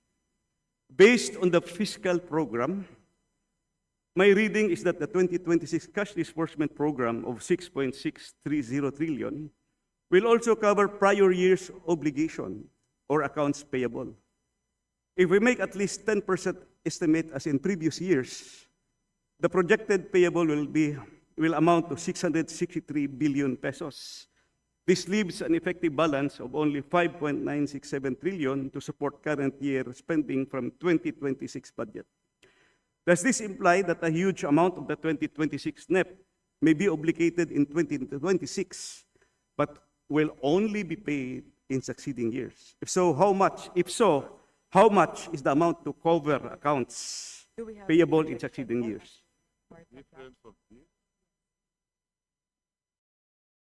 Okay.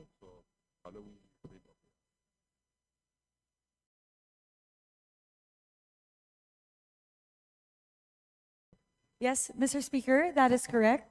Essentially, the difference between the two, the amount as stated in the NEP, which is 6.793 trillion pesos, and the Please, actual cash again, madam, obligations will be paid next year. 600. Yung difference po between the amount, the total amount of the NEP, which is 6.793 trillion pesos, and the amount of the total cash disbursements, which is 6.63 trillion. Yes. So the difference po is around 1.5. 5.967. Yung difference po nung kanina, Yes, 6.793 minus 6.63. So the difference being around 1. So yung question ko, Madam Chair, is how much is set aside to cover accounts payable in succeeding years? Actually, kaya ko tinanong to kasi nung araw, nandun ito sa budget circular eh. Ngayon, wala. My apologies, Mr. Speaker. It's 163 billion that would be expected, that will be obligated this year, but will be actually disbursed next year.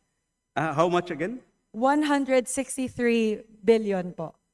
Yun po yung difference ng total amount of the NEP, which is 6.793 trillion, and the expected cash disbursements po, which is 6.63 trillion. 163 billion pesos po. Ma'am, kindly check your figures because I have here the figures based on the National Budget Memorandum 155 in July 2, 2025, Budget Memorandum 152, April 30, 2024, Budget Memorandum 148, May 12, 2023, Budget Memorandum number 144, dated June 8, 2022, and National Budget Memorandum number 141, dated June 15, 2021. The figures that I would like to cite, these are the accounts payable. These are to be paid in the succeeding years. Yung kanina, yung tinanong ko, accounts payable in the previous years. Ito naman, accounts payable in the succeeding years. The figures in 2022 is 533 billion. In 2023, 715 billion. In 2024, 750 billion. 2025, hindi clear yung figures sa 25 at saka 2026. Kaya ako hinihingi kasi, ma'am, gumagawa kayo nito, di ba? Budget memorandum. Opo. Nag-approve tayo ng medium-term fiscal framework. At saka medium-term fiscal framework, nagsasubmit talaga tayo ng ating projections. Pagdating kasi sa 2025 issuance niyo ng National Budget Memorandum, nawala yung derivation of fiscal year 2025 cash-based budget in billions of pesos. Nandito naka-reflect yung projected accounts payable. Kasi yung accounts payable natin, accounts payable in previous years at saka accounts payable in succeeding years. I just want to establish how much really is our cash-based budget, how much will be actually released. Kasi, sasabihin ko lang ito, ang daming nagtatanong, especially the man on the street, layman. Pag nagpe-press release ang DBM, 80%, 90%, 100% of the budget is already released. Akala nila, yung amount na release na. No, that is just an obligation. Ang gusto kong malaman, how much? Because I am worried, there is a piling up of accounts payable already. Tinitingnan to eh. Since 2022 hanggang ngayon, umaakyat yung accounts payable. So, I want to know kung yung budget nito, how much it will be actually released. Mr. Speaker, if I may clarify po, so out of the, ito yung total.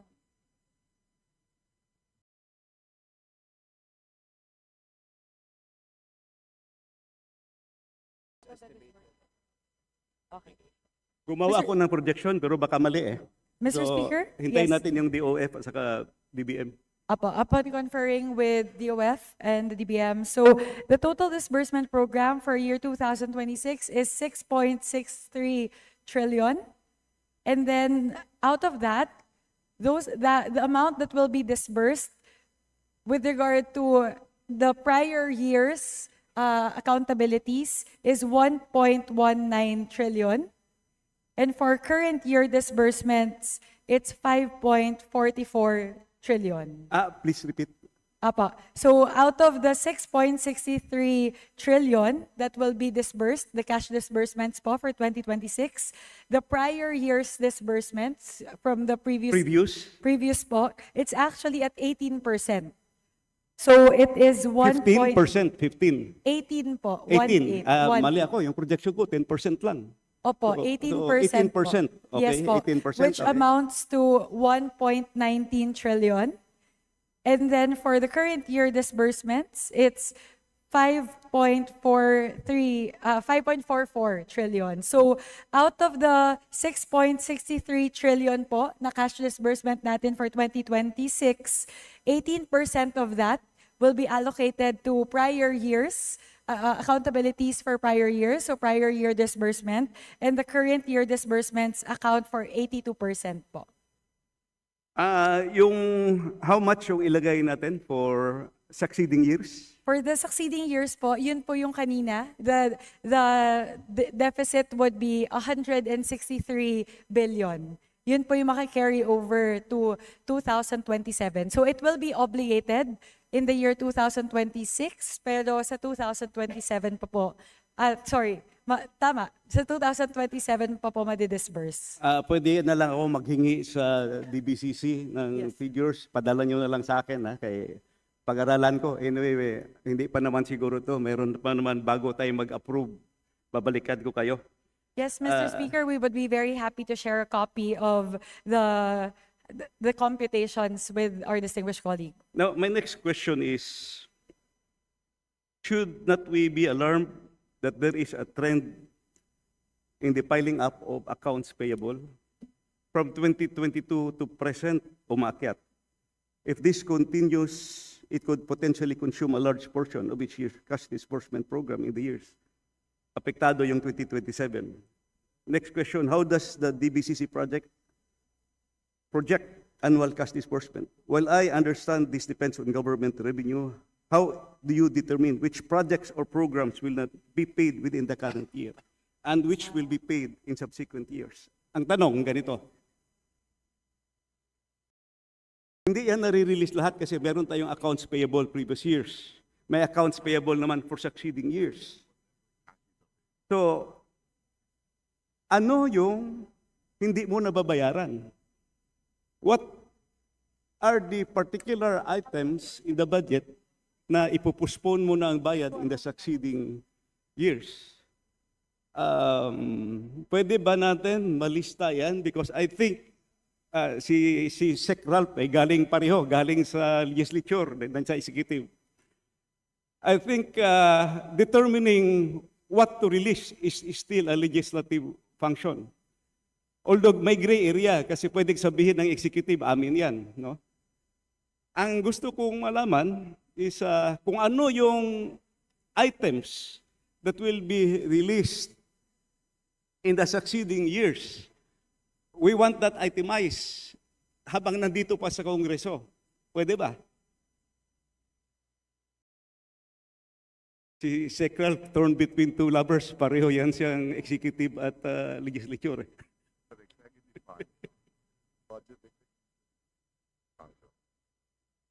Mr. Speaker, upon conferring with the DOF, so the budget execution is an executive function. It actually lies with the agency, the heads of agencies, to decide which of their accounts payable they want to, or obligations they want to pay for this year, and which ones can wait until the following fiscal year. So we just want transparency in that. No? Kailangan. Because what I am worried is that if accounts payable keeps piling up at hindi nababayaran, baka abutin ng siyam-siyam. And I think there was an executive order or a memo circular in the past that pag ang age ng accounts payable mo lalampas na ng 2 years, pupunto na yan sa savings, sa treasury. Kawawa naman yung umaasa na ma-implement pa yung projects. Well, my time is up. I just want to, last but not least, just a clarification.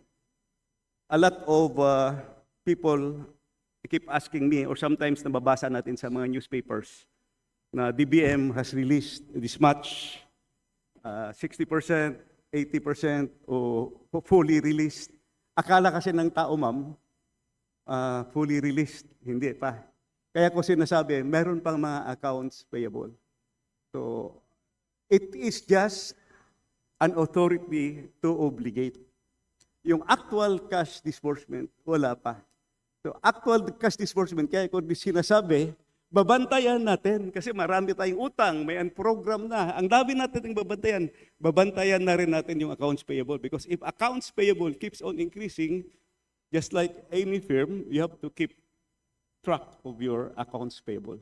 So yun lang po muna as of now. Actually, ang dami ko talagang questions. No?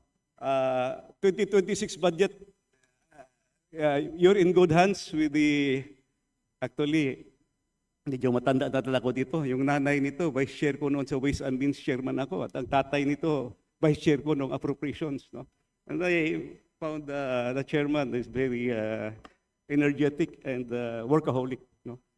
So let's work. I belong to the independent. I do not belong to majority or minority, but I'm offering my experience in budgeting to help go through the problems. Ang daming problema created by, akala ko 24 and 20, pati pala 23. Madaming problema. 23, 24, 25. I think we are in a mess that should be solved. Thank you, Mr. Speaker. Thank you, Madam Thank Chair. you, Maraming salamat. Thank you very much, Mr. Ungab. Speaker. If I Yeah. may be allowed to respond. So that is a Please. very good point raised by our distinguished colleague, and I am truly grateful and honored. That is an incredible opportunity po. I am I would be very, very happy po to collaborate with also great appropriations chairperson in the person of the Honorable Sid Ungab. So I would be very happy po to collaborate with you to ensure that whichever issues arose in previous budgets will not happen in the 2026 budget. Maraming salamat po. Thank you, Madam Sponsor. Majority Leader? Mr. Speaker, next to interpolate the sponsor, I move to recognize Representative Presley De Jesus of PhilReca Party List. Honorable Presley De Jesus is recognized. Thank may you, proceed. Mr. Speaker. May the good sponsor yield some question from this representation. Yes, Mr. Speaker, would be very happy to field questions from the Honorable Deputy Minority Leader. Thank you, Mr. Speaker, Madam Sponsor. Since alam po natin budget season ngayon at mga Pilipinong kababayan natin ngayon naghihintay, they're watching us right now, no? My first question, Mr. Speaker, Madam Sponsor. Out of the Philippine budget po natin is 6.793 trillion national budget for fiscal year 2026. What percentage is allocated to debt service?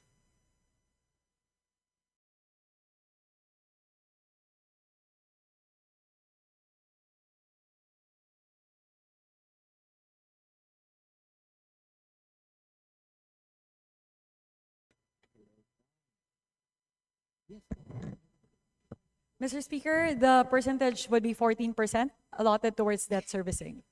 So it's 14.41%. Is that right, Mr. That is Speaker, correct, Madam Mr. Sponsor? Speaker. That is correct, Mr. Speaker. So if it's about 14.41%, it translates to 978 billion point 70 of the proposed budget. Is this correct? Yes, Mr. Speaker, that translates to about 950 billion pesos. So what is our projected revenues for fiscal year 2026 from BIR, from Bureau of Customs, and other revenues? That would be 5 trillion 490 billion po.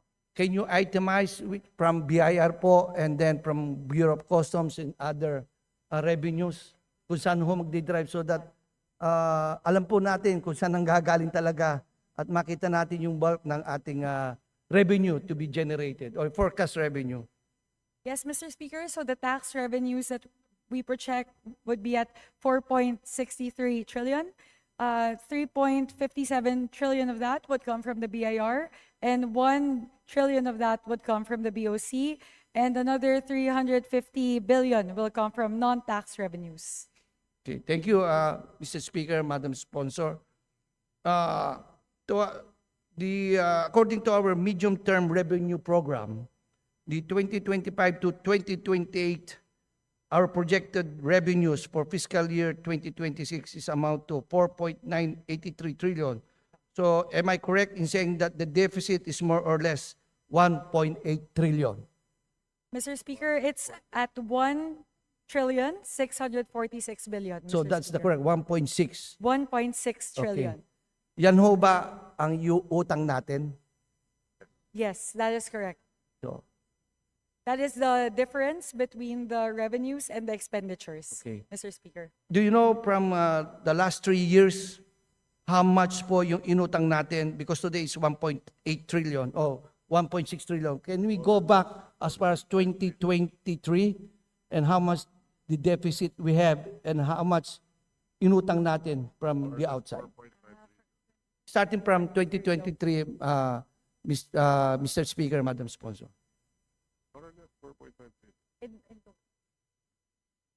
Across the 3 years, 2023, 2024, and 2025, a total of 4.5 trillion po.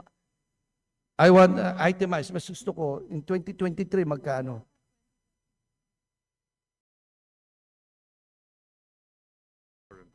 Mr. Speaker, I have the figures for 2020. Ay, ito po. I have the figures for 2024 and 2025. May I request for a few seconds to obtain the value for 2023, Mr. Speaker?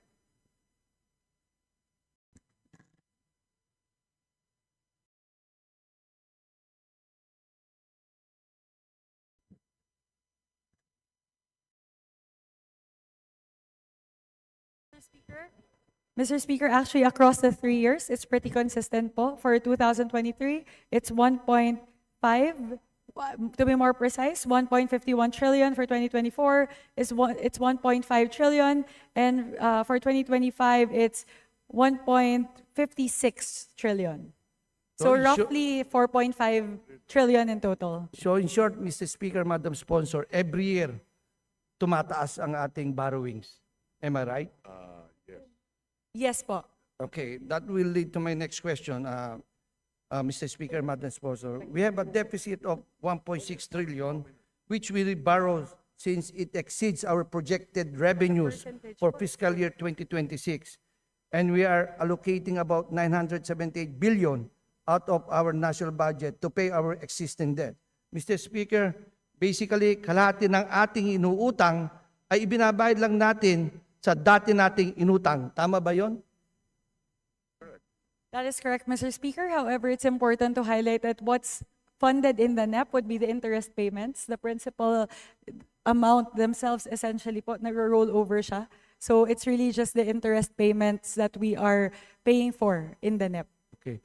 Because the last time, last Congress, Mr. Speaker, Madam Sponsor, I raised the same question and sagot sa akin noon, to pump up the economy. Is that correct? Yes, Mr. Speaker.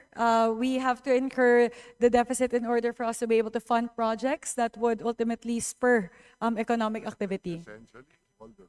All the roads, all the bridges, the airports and the ports, they're all funded.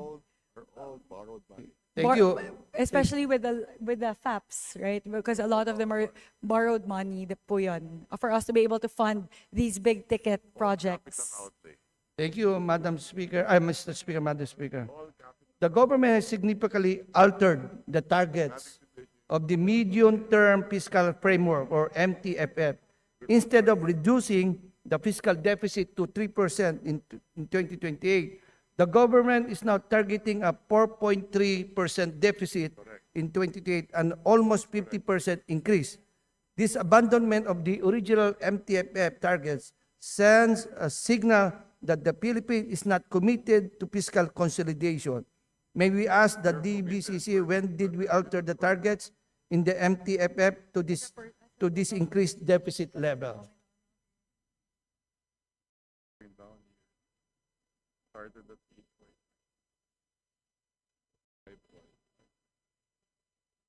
Mr. Speaker, actually, the deficit is actually going down in terms of percentage. It may seem like it's going up in terms of nominal value, but if you compute it as a percentage, actually, the deficit is going down. We started at 8.9%. We're now down to 5.5%, 5.7% rather. So, as a percentage, the deficit is actually narrowing. So as a nominal value, it's going up. Yes, we recognize that. But then again, our GDP is also growing. Is that all, Mr. Speaker, Madam Sponsor? And starting 2027 po, based on the projections of the DOF, even as a nominal amount, it's going to go down. Kung ngayon po, it's roughly at 1.56 trillion. It's going to start to go down starting 2027 po. So definitely there's a commitment on the part of the economic managers that we want to lessen the deficit in the coming years. Thank you, The Mr. goal Speaker. po, if I may, my apologies ahead. po. So right now in 2025, we are at 5.5% in terms of deficit. We project po that by 2030, that would go down to just 3.1%. Thank you. I'm convinced with your answer, Mr. Speaker, Madam Sponsor. Let me go back. Since you mentioned the big tickets project, no? Mr. Speaker, Madam Sponsor, the fiscal year 2026 total expenditure program is presented at 6.793 trillion. But this excludes the 255 billion in program appropriations, which still form part of the new general appropriation. If we authorizes this 255 billion, we will in effect have authority to spend up to 7.43 trillion. This raises the question does this not undermine the very purpose of the budget ceiling, which is supposed to cap total government expenditures? Sa NEP po kasi, 6.7 something trillion, right? Since yung 250 na tinanggal natin, I was in EXICOM, and yung NEP pa rin, kasama pa rin yung dati eh. So, kailan lang natin tinanggal yung 255 billion? So, anong mangyayari ngayon doon? Tumaas ba? I-add ba natin? O we have to take that out from the General Appropriation Bill?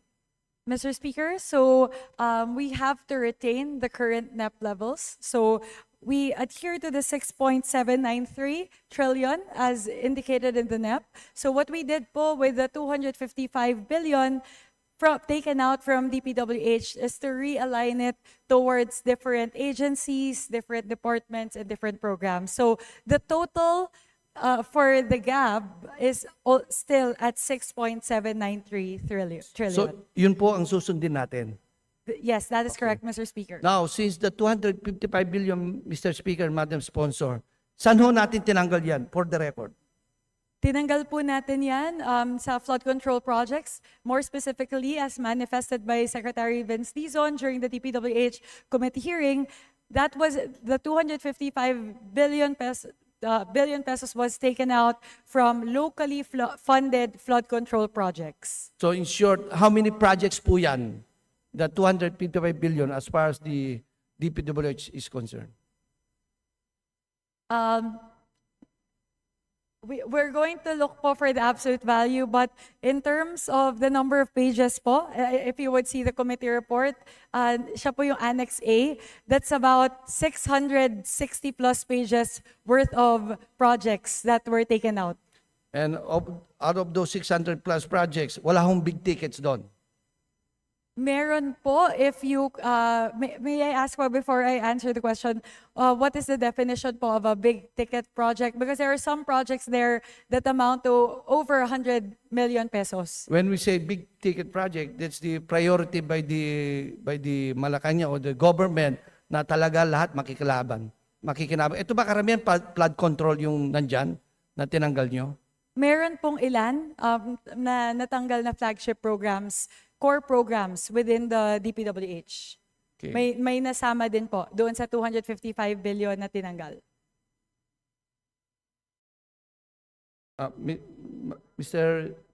Speaker, Madam Sponsor, if the 250 billion in appropriated in the unprogrammed appropriations excluded from the total expenditure program presentation, when in reality it still represents spending authority being requested from Congress. In short, pagdating sa, as we know, no, we have the power of the purse, di ba? The Congress. Now, under the Article 6, Section 25, the budget is supposed to be specific and definitive. How can unprogrammed appropriations, which are contingent, undefined, and discretionary, be consistent with this requirement?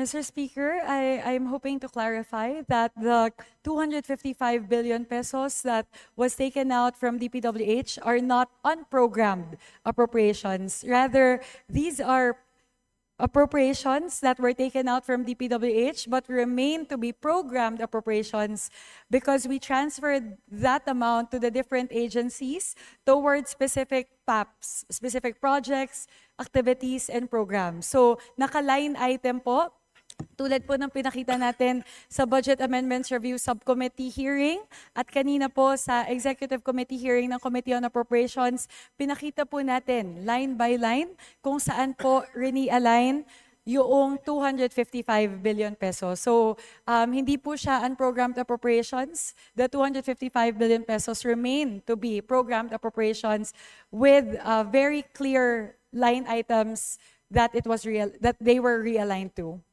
Mr. Speaker, Madam Sponsor, yung 255 billion na we took it out from DPWH funds. And ano breakdown? Sino mga nakinabang na ibang agencies po?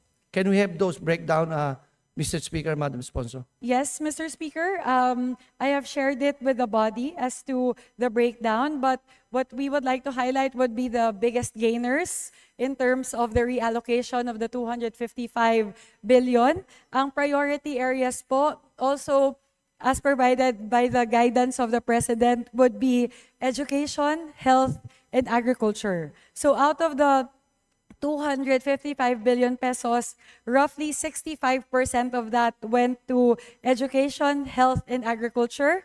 Education received an additional amount of 38 billion. Health received an additional amount of 89 billion. And agriculture received an additional amount of 44 billion. However, the rest po were spread across other agencies like DOTR, DOJ, DND, the Judiciary, DNR, DICT, Ombudsman, COA, CHR, COMELEC, National Commission Senior Citizens, LGSF, and DMW. So as much as we can, we really spread out the resources towards the programs and departments and agencies that need augmentation the most. Mr. Speaker, Madam Sponsor, did you mention Department of Energy, especially the National Electrification Administration? Meron ba kayo yan? Yes, Mr. Speaker, as per our current proposal, we propose to add 4 billion pesos towards NEA CTO electrification program. Thank you very much, Mr. Speaker, Madam Sponsor. That's why I've been waiting to hear, no? Kasi talaga naman ating mga kababayan, marami pa hong walang ilaw. With that program of additional 4 billion, marami pong mapapailawan yan, no? As we know, we represent the power block, we represent the electric cooperatives, ang ating mga member consumer owners. With that amount, Madam Speaker, I gladly, maraming salamat po at marami nating mga kababayan for the longest time na hindi nagkailaw, ngayon ay magkakaroon na sila ng ilaw. For my closing remarks, Mr. Speaker, Madam Sponsor, as of April 2025, our standing debt stands at 16.75 trillion. Am I right?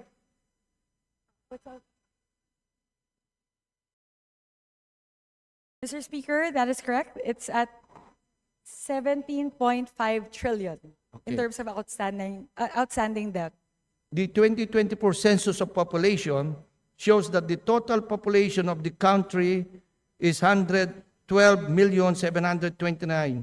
As of July 1, 2024, this debt would roughly translate to 148,624 per Pilipino as of 2024 to. Kung sana ay naramdaman ng bawat Pilipino ng utang nila ay meron naman talagang napupuntahan na programa at serbisyo mula sa gobyerno na kanilang tunay na napapakinabangan, okay lang sana. Pero ako, kapag tinanong ako na kung saan tingin ko ay makabuluhan ang pag-uutang natin, na kung ramdam ko ba ang kinagaganda na ekonomiya natin dahil sa pag-uutang, I'm sorry Mr. Speaker, Madam Sponsor, pero ang sagot ko ay hindi. Kaya ba Mr. Speaker, Madam Sponsor, ang taong bayan pa kaya?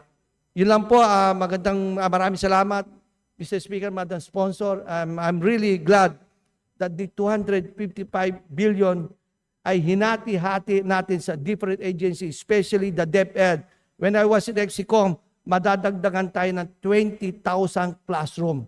I think we are short around 165,000 classroom. For that, we need, maybe next year, mas maganda po. And I'm very thankful that the DOE, especially the National Electrification Administration, may 4 billion sila. It may translate to around almost 700 households na magkakailaw. Thank you, Mr. Speaker. Thank you, Madam Sponsor. Thank you very Thank much, you, Mr. Honorable Speaker. De Jesus, Majority Leader.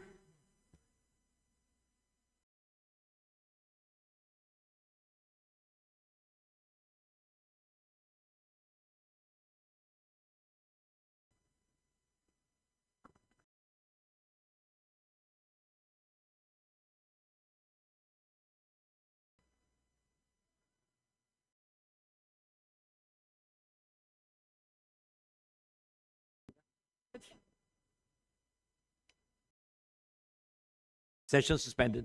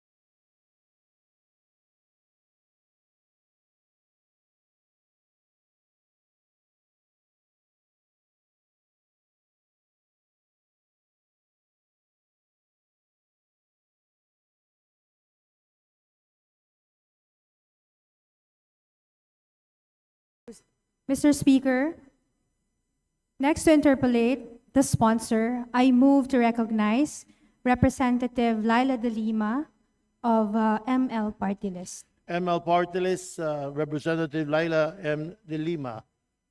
You're recognized, ma'am. Please proceed.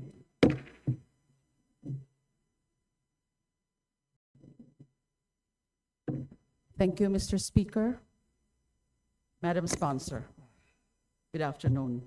Good I'd afternoon like to po. start my interpellation by inviting the attention of the Madam Sponsor about the statement issued a few hours ago by the Budget Coalition. There's this group of budget watchdogs that issued their statement as complaining about the non-genuine inclusion of the civil society groups in monitoring the budget deliberations. Yes, they recognize the fact that, as announced by the former speaker and also by the Madam Sponsor herself, that this time around, the proceedings of the budget would be open to the civil society organizations as a non-voting observer.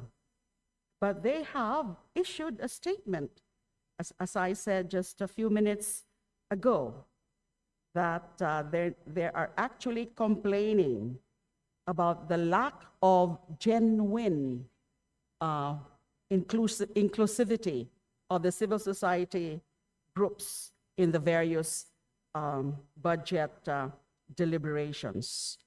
So can we have, please, the reaction of the Madam Sponsor with respect to this serious allegations of the group? Thank you very much, Mr. Speaker. Distinguished colleague, actually, with regard to this, the Committee on Appropriations and the House leadership really employed all the means that we can in order to foster active participation with our CSO partners. We conducted the People's Budget Review, wherein we gave them the opportunity to give us their thoughts with regard to the budget. We also adjusted the way that we conducted the hearings to for them to have a channel to field their questions to the departments and the resource persons. We also made sure that whichever inputs they had are incorporated in the budget itself. For example, one thing that stuck to me was the Move as One coalition, which really in the Safe Travel PH, which both advocated for active transport. That's why we put additional budget towards active transport. Our CSOs relating to education also were very strong advocates of increasing funding for special education programs and increasing funding for classrooms. We took that into consideration when we realigned the budget towards DepEd. That's why you have their additional budget for iPad, for special education, for madrasa. There were also advocacies around agriculture and the like. So we really made sure. The other one pala po, they had a question around being able to put in additional funding towards land compensation in DAR. So we also added additional funding towards that in the BAR C. So we actually greatly value the inputs of our civil society organization partners. And we really try, I know that they have raised a concern that they were not informed as to the schedule of the BAR C, and we apologize for that. But with regard to all the other meetings, we always make sure to let them know about the schedule, and I want to reassure them that whichever inputs they have shared to the committee, those were taken into consideration, and as they would see in the budget, as it is now, we have put in additional budget towards the programs that they've mentioned in the past. Thank you, Mr. Speaker. Thank you, Madam Sponsor. But let me just quote from their statement. And in fact, they're even us saying that the BARC is the bagong small committee.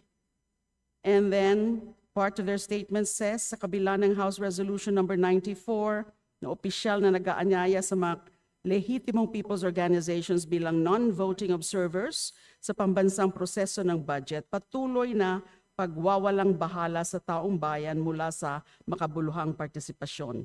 Limitado ang access sa mga pagdinig, dokumento, mga budget sponsor, at kritikal na impormasyon, habang ang mga desisyon na humuhubog sa kinabukasan ng mga programa ng bansa ay ginagawa sa likod ng saradong pinto. That's basically their complaints, lack of transparency or genuine transparency, and even accusing us of having BARC as the new small committee. We all know what happened with respect to the small committee in the previous budget deliberation, especially the 2025 budget. But I thank the Madam Sponsor for explaining that to us. Mr. Now, Speaker, just a few if I may, with the indulgence of the Honorable De Lima, that one, I would have to react to that comment that the Budget Amendments Review Subcommittee is the new small committee. We have done everything, and I know the BARC members would agree with me that every single line item that went into the 255 billion pesos, we made sure to be as transparent as possible. Even during the BARC, they saw all the deliberations which were approved, disapproved, and etc. So we're the small committee in the past, they did not know who the members, we did not know and who the members were. We had no idea what the deliberations were about and what the outputs were from the previous small committee. But with the BARC now, everything is totally transparent. People know who are the members of the BARC. We allowed for proper representation from the different parties, and they know po exactly which line items we considered. So yun lang po siguro. Thank you po to the Honorable De Lima for giving me the opportunity to react to that Thank you, statement. Mr. Speaker. Thank you, Madam Sponsor. I do hope that the People's Budget Coalition would find the reaction or the responses of the Madam Sponsor satisfactory. Just a few fundamental clarifications, please. Are we being made to understand that the GAB now is actually just the NEP, except the amendments made by BARC, and that is the reallocation of the 255.5 billion originally allotted to DPWH for the flood control projects, but now reallocated. Is it correct to assume, Mr. Speaker, Madam Sponsor, that there were actually no changes from the NEP into the GAB, except for those 255.5?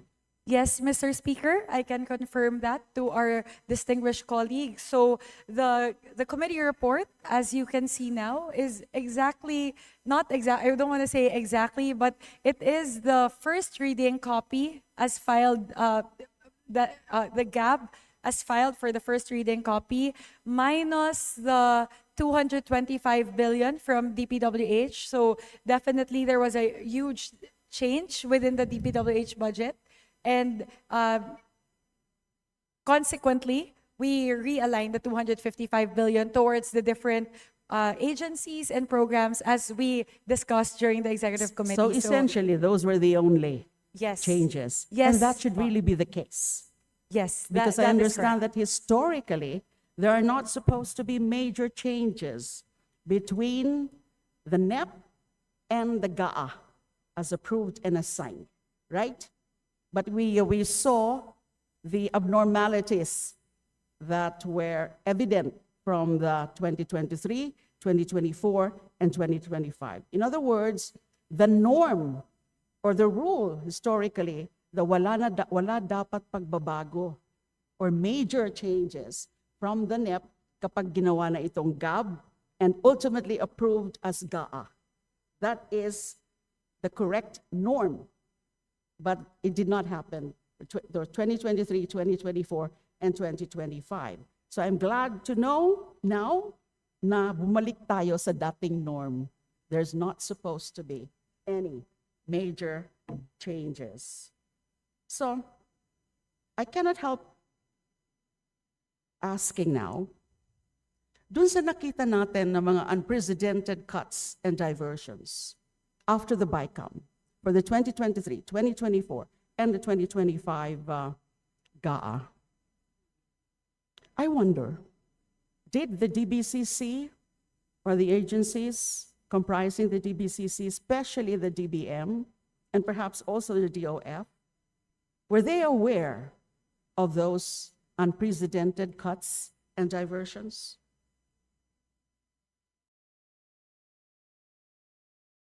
And a related question to that, Mr. Speaker, Madam Sponsor, is, did the DBCC or the economic team ever saw the BICAM reports for 2023, 2024, and 2025?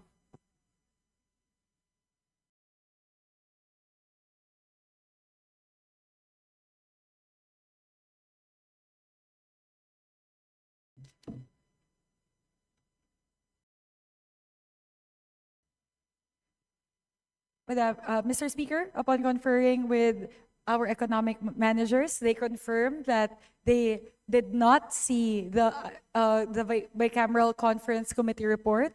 What they saw would be the ratified version of the BICAM report, but not the detailed version, just the totals. So essentially, just the agencies from to what the previous levels were and what the new levels are. So the most detailed version that they saw was the actual enrolled copy of But the... I suppose they knew about these huge cuts and diversions. Certain agencies, the funds from certain agencies were cut and then diverted. And then those agencies that were defunded, their budgets were transferred to UA or unappropriated or unprogrammed. Mr. Speaker, distinguished colleague, they did see, when they saw the ratified version of the BICAM report, that some of the totals really went down or some of the totals went up. But they weren't able to see exactly the details that went into the cuts or the increases towards particular agencies. And they want to clarify po, the economic managers would like to clarify that at that point, they are unable to intervene in any shape or form, but they were able to see in the ratified version the big increases and decreases across agencies. Here's a summary of the cuts. For 2023, GAB, 395.3 billion. 2024 GAB, 564.5 billion. 2025 GAB, 487.5 billion, or the total cuts of 1.447.3 trillion. And for the 2025 GAB and then GAA, what was vetoed was only 26 billion out of the total cuts of 487.5 billion. I find it difficult to believe that the economic team or the economic managers were not able to realize or to see that these are very unusual and abnormal cuts and diversions. And my next question, of course, did they ever call the attention of the president before the president signed those budgets, signed them into GAA? Walang nagreklamo? Walang nagreklamo dun sa mga agencies na inalisan ng pondo? Kahit malalaki, yung iba na inalisan at linagay na lang sa unprogrammed appropriations, and then the funds that were taken from them were diverted to certain programs, some of which are new ones. So, Mr. Speaker, distinguished colleague, actually, they were able to see it at the point where they received the enrolled copy of the bill. it was at that point where they noticed the huge cuts and reductions and increases, the realignments in some of the programs. So yun po yung dahilan why they were able to advise the president about these questionable changes. We're not able. They were. It They was were at that able to point. advise Yes, the the president. Once they saw the enrolled copy, they advised the president about these questionable changes. And that is why, if you would see po the veto message of the president with regard to the 2025 GAA, there is now a section 6 pertaining to increases in appropriations and new budgetary items that actually was brought, that came about because of the advice of the economic managers. Because of course the enrolled bill is the enrolled bill and not just signed. That is the very just the enrolled version bill. of the budget that is presented to the executive through the DBM and then the president himself. So you are saying that the president was aware of those huge cuts and diversions as they appeared in the enrolled bill. The question is, did he realize the implications of that? Because when we talk about the NEP, and kaya nga hindi na dapat talaga ginagalaw ng husto yung NEP. Because the NEP represents the priority programs of the executive department through the president. And sila, you know, they're supposed to be, they know, I mean, it's the president that is the principal driver of development direction.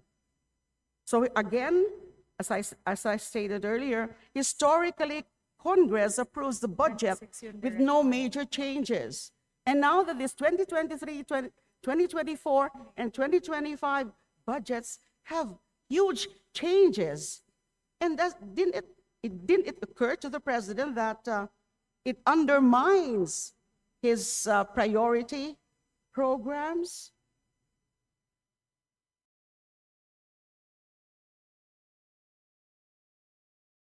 Kasi otherwise, it can be concluded that the president and the economic managers seem to acquiesce to the abnormal levels of cuts and diversions, which never happened before.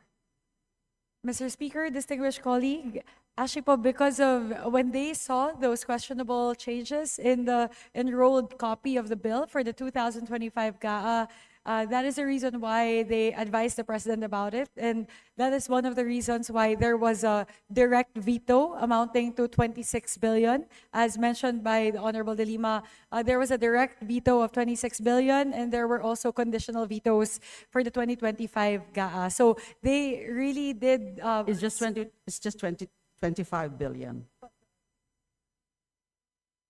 Ihuba, out of 487.5 billion.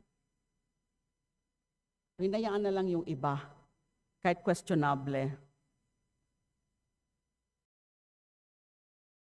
The others po, actually, if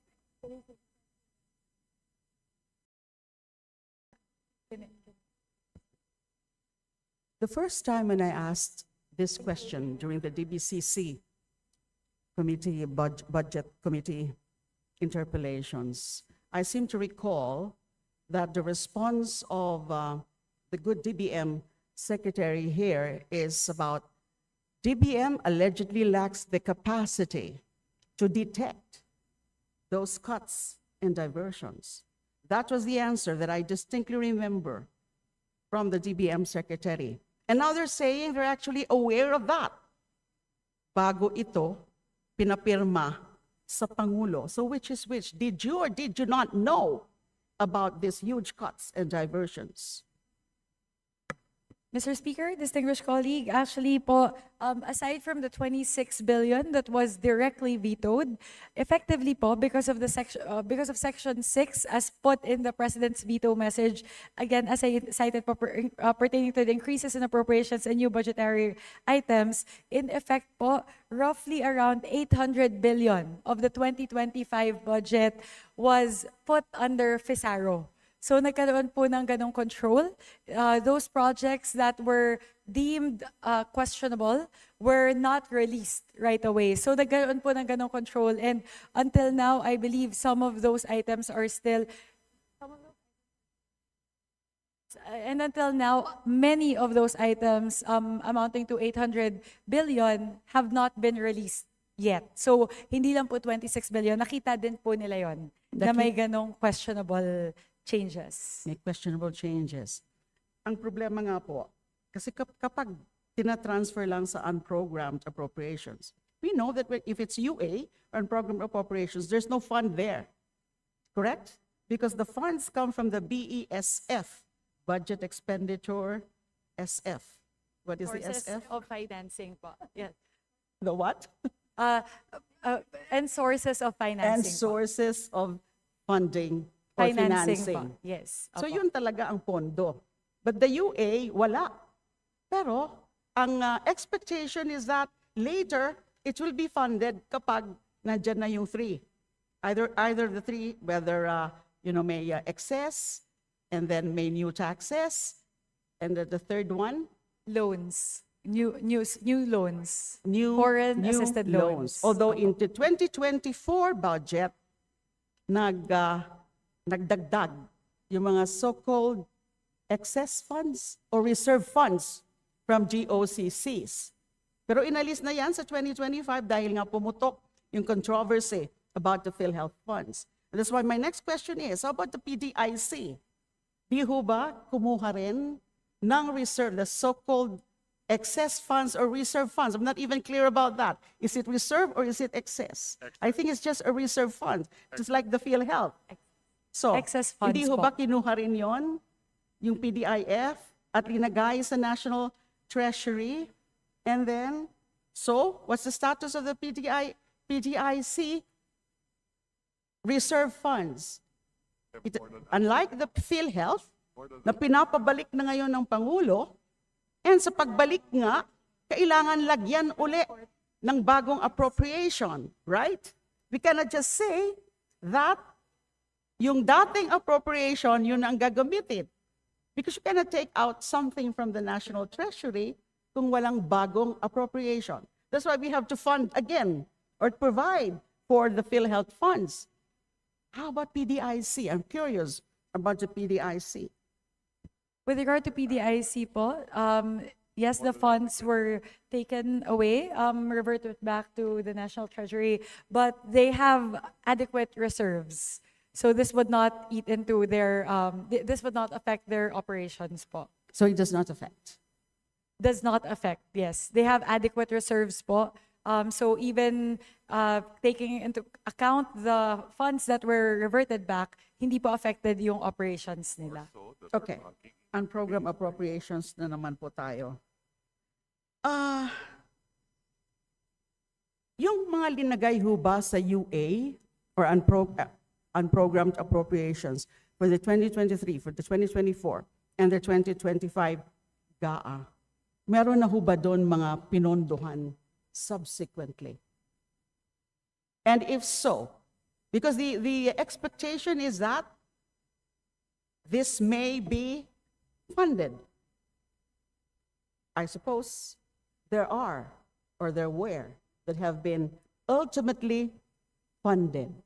So, and then my next question for that is, ano ho ba yung nagiging parameters or standards ng economic team in identifying which exactly of those items or those programs under the UA ang popondohan na whenever there would be new funds or new sources of revenues? Is there any standard?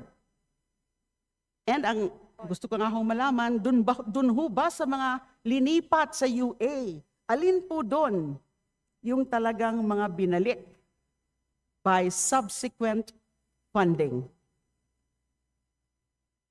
Did it ever happen? Mr. Speaker, in response to the first query of Representative De Lima, the prioritization under the unprogrammed appropriations follow this presented from the top priority down towards the lowest priority. So top priority would be under the category that does not require excess or new revenue collections. So there are only two types of expenditures that go into this category, which is one, support to foreign assistance projects, and two, budget support to GOCCs. The second category po, and lower in terms of priority, would be those that require excess or new revenue collections. So those that fall under this would be personnel benefits, social services, GOP counterpart of foreign assisted projects, infrastructure projects, and other priority projects authorized within purpose numbers 1 and 3-1 of the general provisions. So I'm not sure if my question about parameters or standards have been answered. And may I ask for a certification from the DBCC, any of the relevant agencies of DBCC, as to which exactly among those diverted to or transferred to unprogrammed appropriations from 2023, 2024, and 2025 ang talagang pinondohan subsequently. If I can please ask for a certification, not today, but before the termination of the budget deliberations. Please. Yes po. A while ago po, I believe Representative Tino also asked for similar data. But I think for Representative Tino, if I'm not mistaken, flood control projects po yata specifically yung all po, no, under those programs that were mentioned. So we will also, the DBM also commits to furnish the same.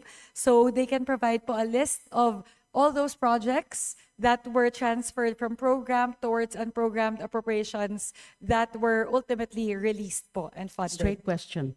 Are unprogrammed appropriations indispensable? Can we do away with unprogrammed appropriations? If you can please convince us that somehow unprogrammed appropriations must stay in our yearly budgets. Because kung ganyan po, kasi I'm also wondering about the AFP modernization. In the 2024 GAB, and then after the BICAM, 10 billion was cut from the AFP modernization. And then I think in the 2025, ganun na naman po, another 5 billion was cut from the AFP modernization. How about for the 2026? Mr. Speaker, distinguished colleague, actually, upon conferring with the economic managers, they also see that it's possible to not do away with unprogrammed appropriations, but lessen it. We were discussing that there's a possibility of putting a cap. So, because there are certain types of projects that really may require unprogrammed appropriations to be triggered. For example, po, risk management fund, FAPs, are obligations under foreign assisted projects, and health emergency allowances, or HEA. So we recognize that that's something that can actually be reduced. We can, there Because can be a UA cap. is not part of the GAA, correct? UA, unprogrammed appropriations, I am told, is not part of the GAA.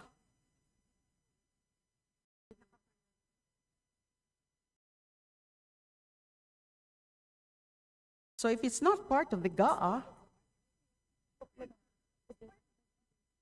But not hindi ba pwedeng ituring din yon? It would resemble the nature of pork barrel for the executive branch? Mr. Speaker, distinguished colleague, actually the programmed appropriations technically would be part of the GAA because it's a supplemental budget, although it doesn't eat into the total budget ceiling, but it still is part of the GAA po. It has to be considered when determining the budget ceiling, because we know about the constitutional provision about we should not go beyond what is proposed in the NEP. So sinasama ho ba talaga yan? It's part of the GAA as a supplemental budget, but it doesn't eat the total ceiling of the GAA because it requires additional sources po. So for example po, in our current NEP of 6.793 trillion, unprogrammed appropriations are not actually part of that whole amount. Kasi po, for us to be able to fund unprogrammed appropriations, those would require additional revenue sources po. So it's part of the GAA technically as a supplemental document, but it's not. It doesn't eat the ceiling, the total ceiling for the GAA. My time is almost up, but I still have 2 points. Mr. Speaker, Madam Sponsor. Tungkol naman po sa underspending, there has always been, we have a history of underperformance and underspending. This is a perennial challenge always to the DBM in preparing the budget. Pero bakit po paulit-ulit na malaki pa rin ang allocation sa mga department na nag-underspend o nag-underperform? And my next question with respect to that is, has the DBM ever withheld or reallocated funds from a department that consistently failed to meet its fiscal and financial targets?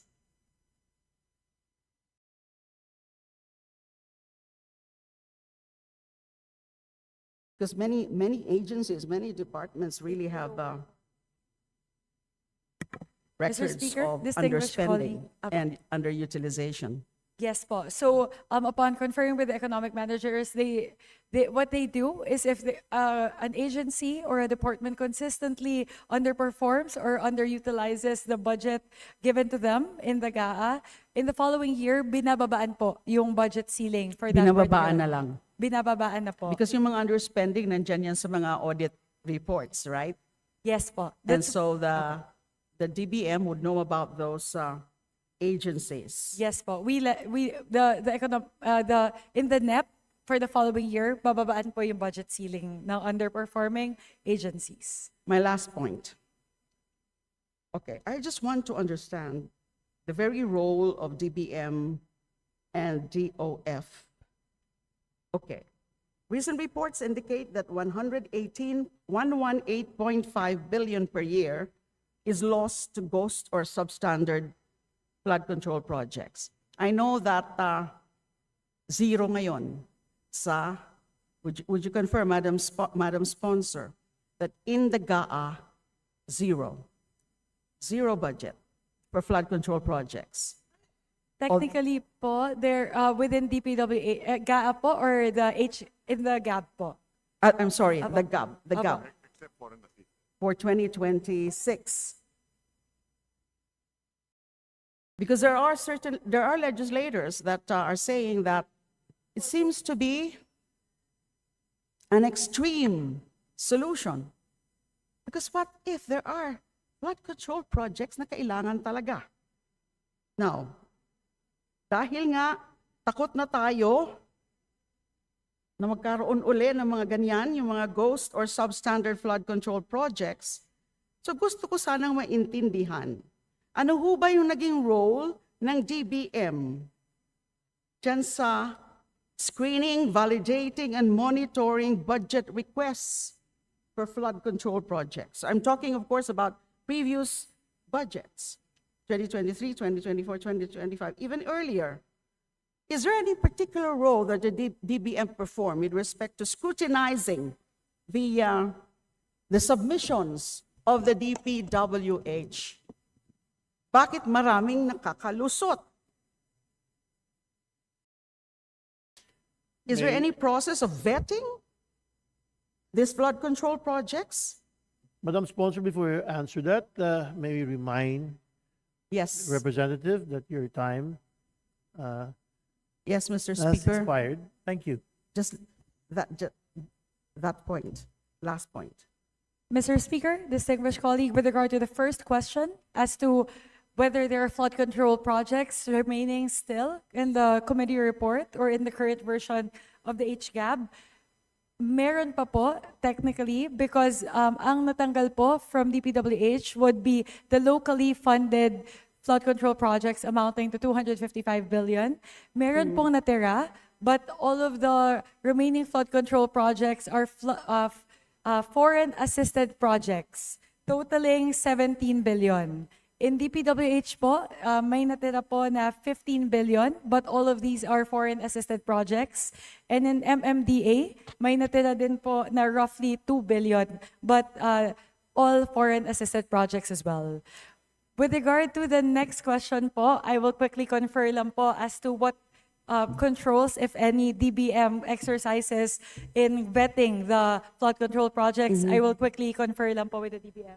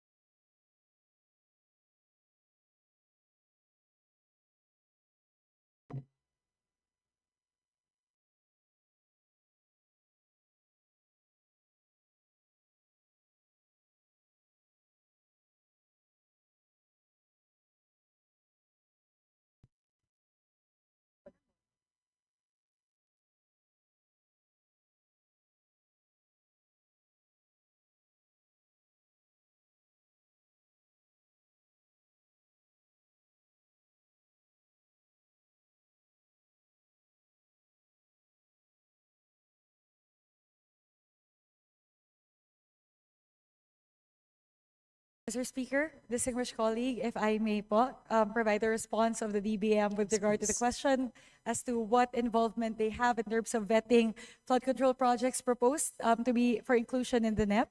So in the case of the DPWH, it is pertinent to highlight that evaluation of DPWH budget proposals mainly focuses on the budgetary allocation per sub-program, except for foreign assisted projects which are evaluated by project. This manner of evaluation is in view of the DPWH non-submission of the proposed project details per sub-program for the proposed fiscal year. The project listing is only submitted upon the approval of the DBM of the agency's final budget level for inclusion in the NEP.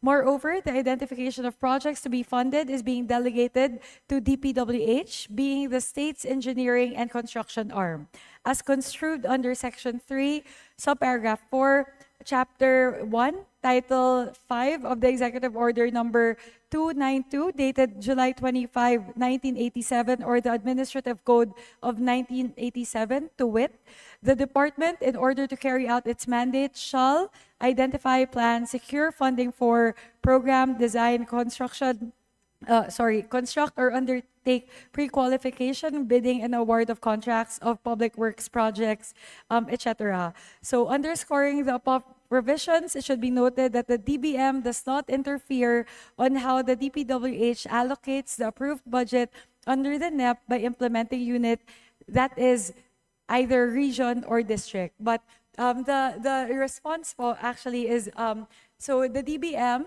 when they tell the DPWH that this is your ceiling for a particular, as a whole and for a particular program, pag nagsabit po yung DPWH, for example, ng list of flood control projects, they can do an evaluation from the level of being able to spot, for example po, duplicate duplicate projects. Usually po, when they see duplicate projects, they revert back to DPWH, they call it out, and usually po may sagot yung DPWH. Halimbawa po, they would say that this is part of a phased program, those kinds of answers po. So in terms of the quality, evaluating the quality of the program or the feasibility of a program, hindi na po na-involve yung DBM doon, given that the engineering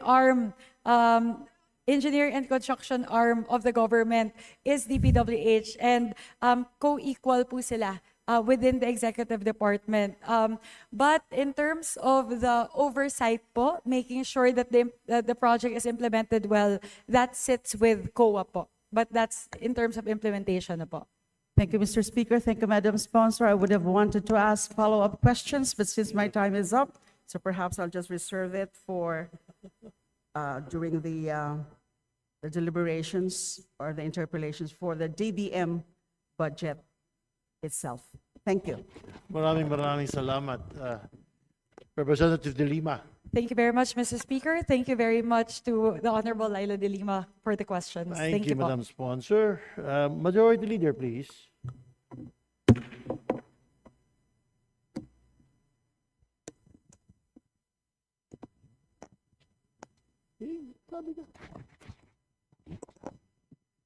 Session suspended.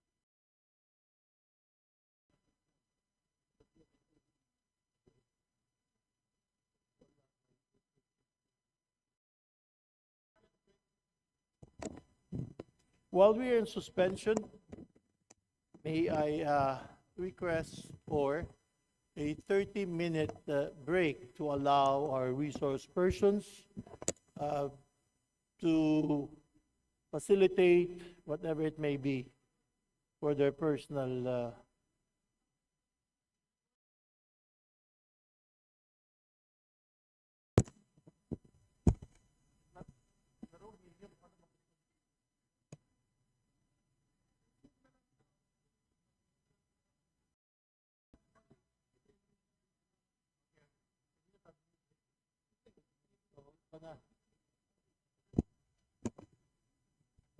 Session resume. Majority Leader. Majority Leader. Speaker, may request for 30 minutes suspension. A request for 30 minutes suspension approved. For everyone who would like to take a break for your sustenance and activities. Thank you. Session is suspended.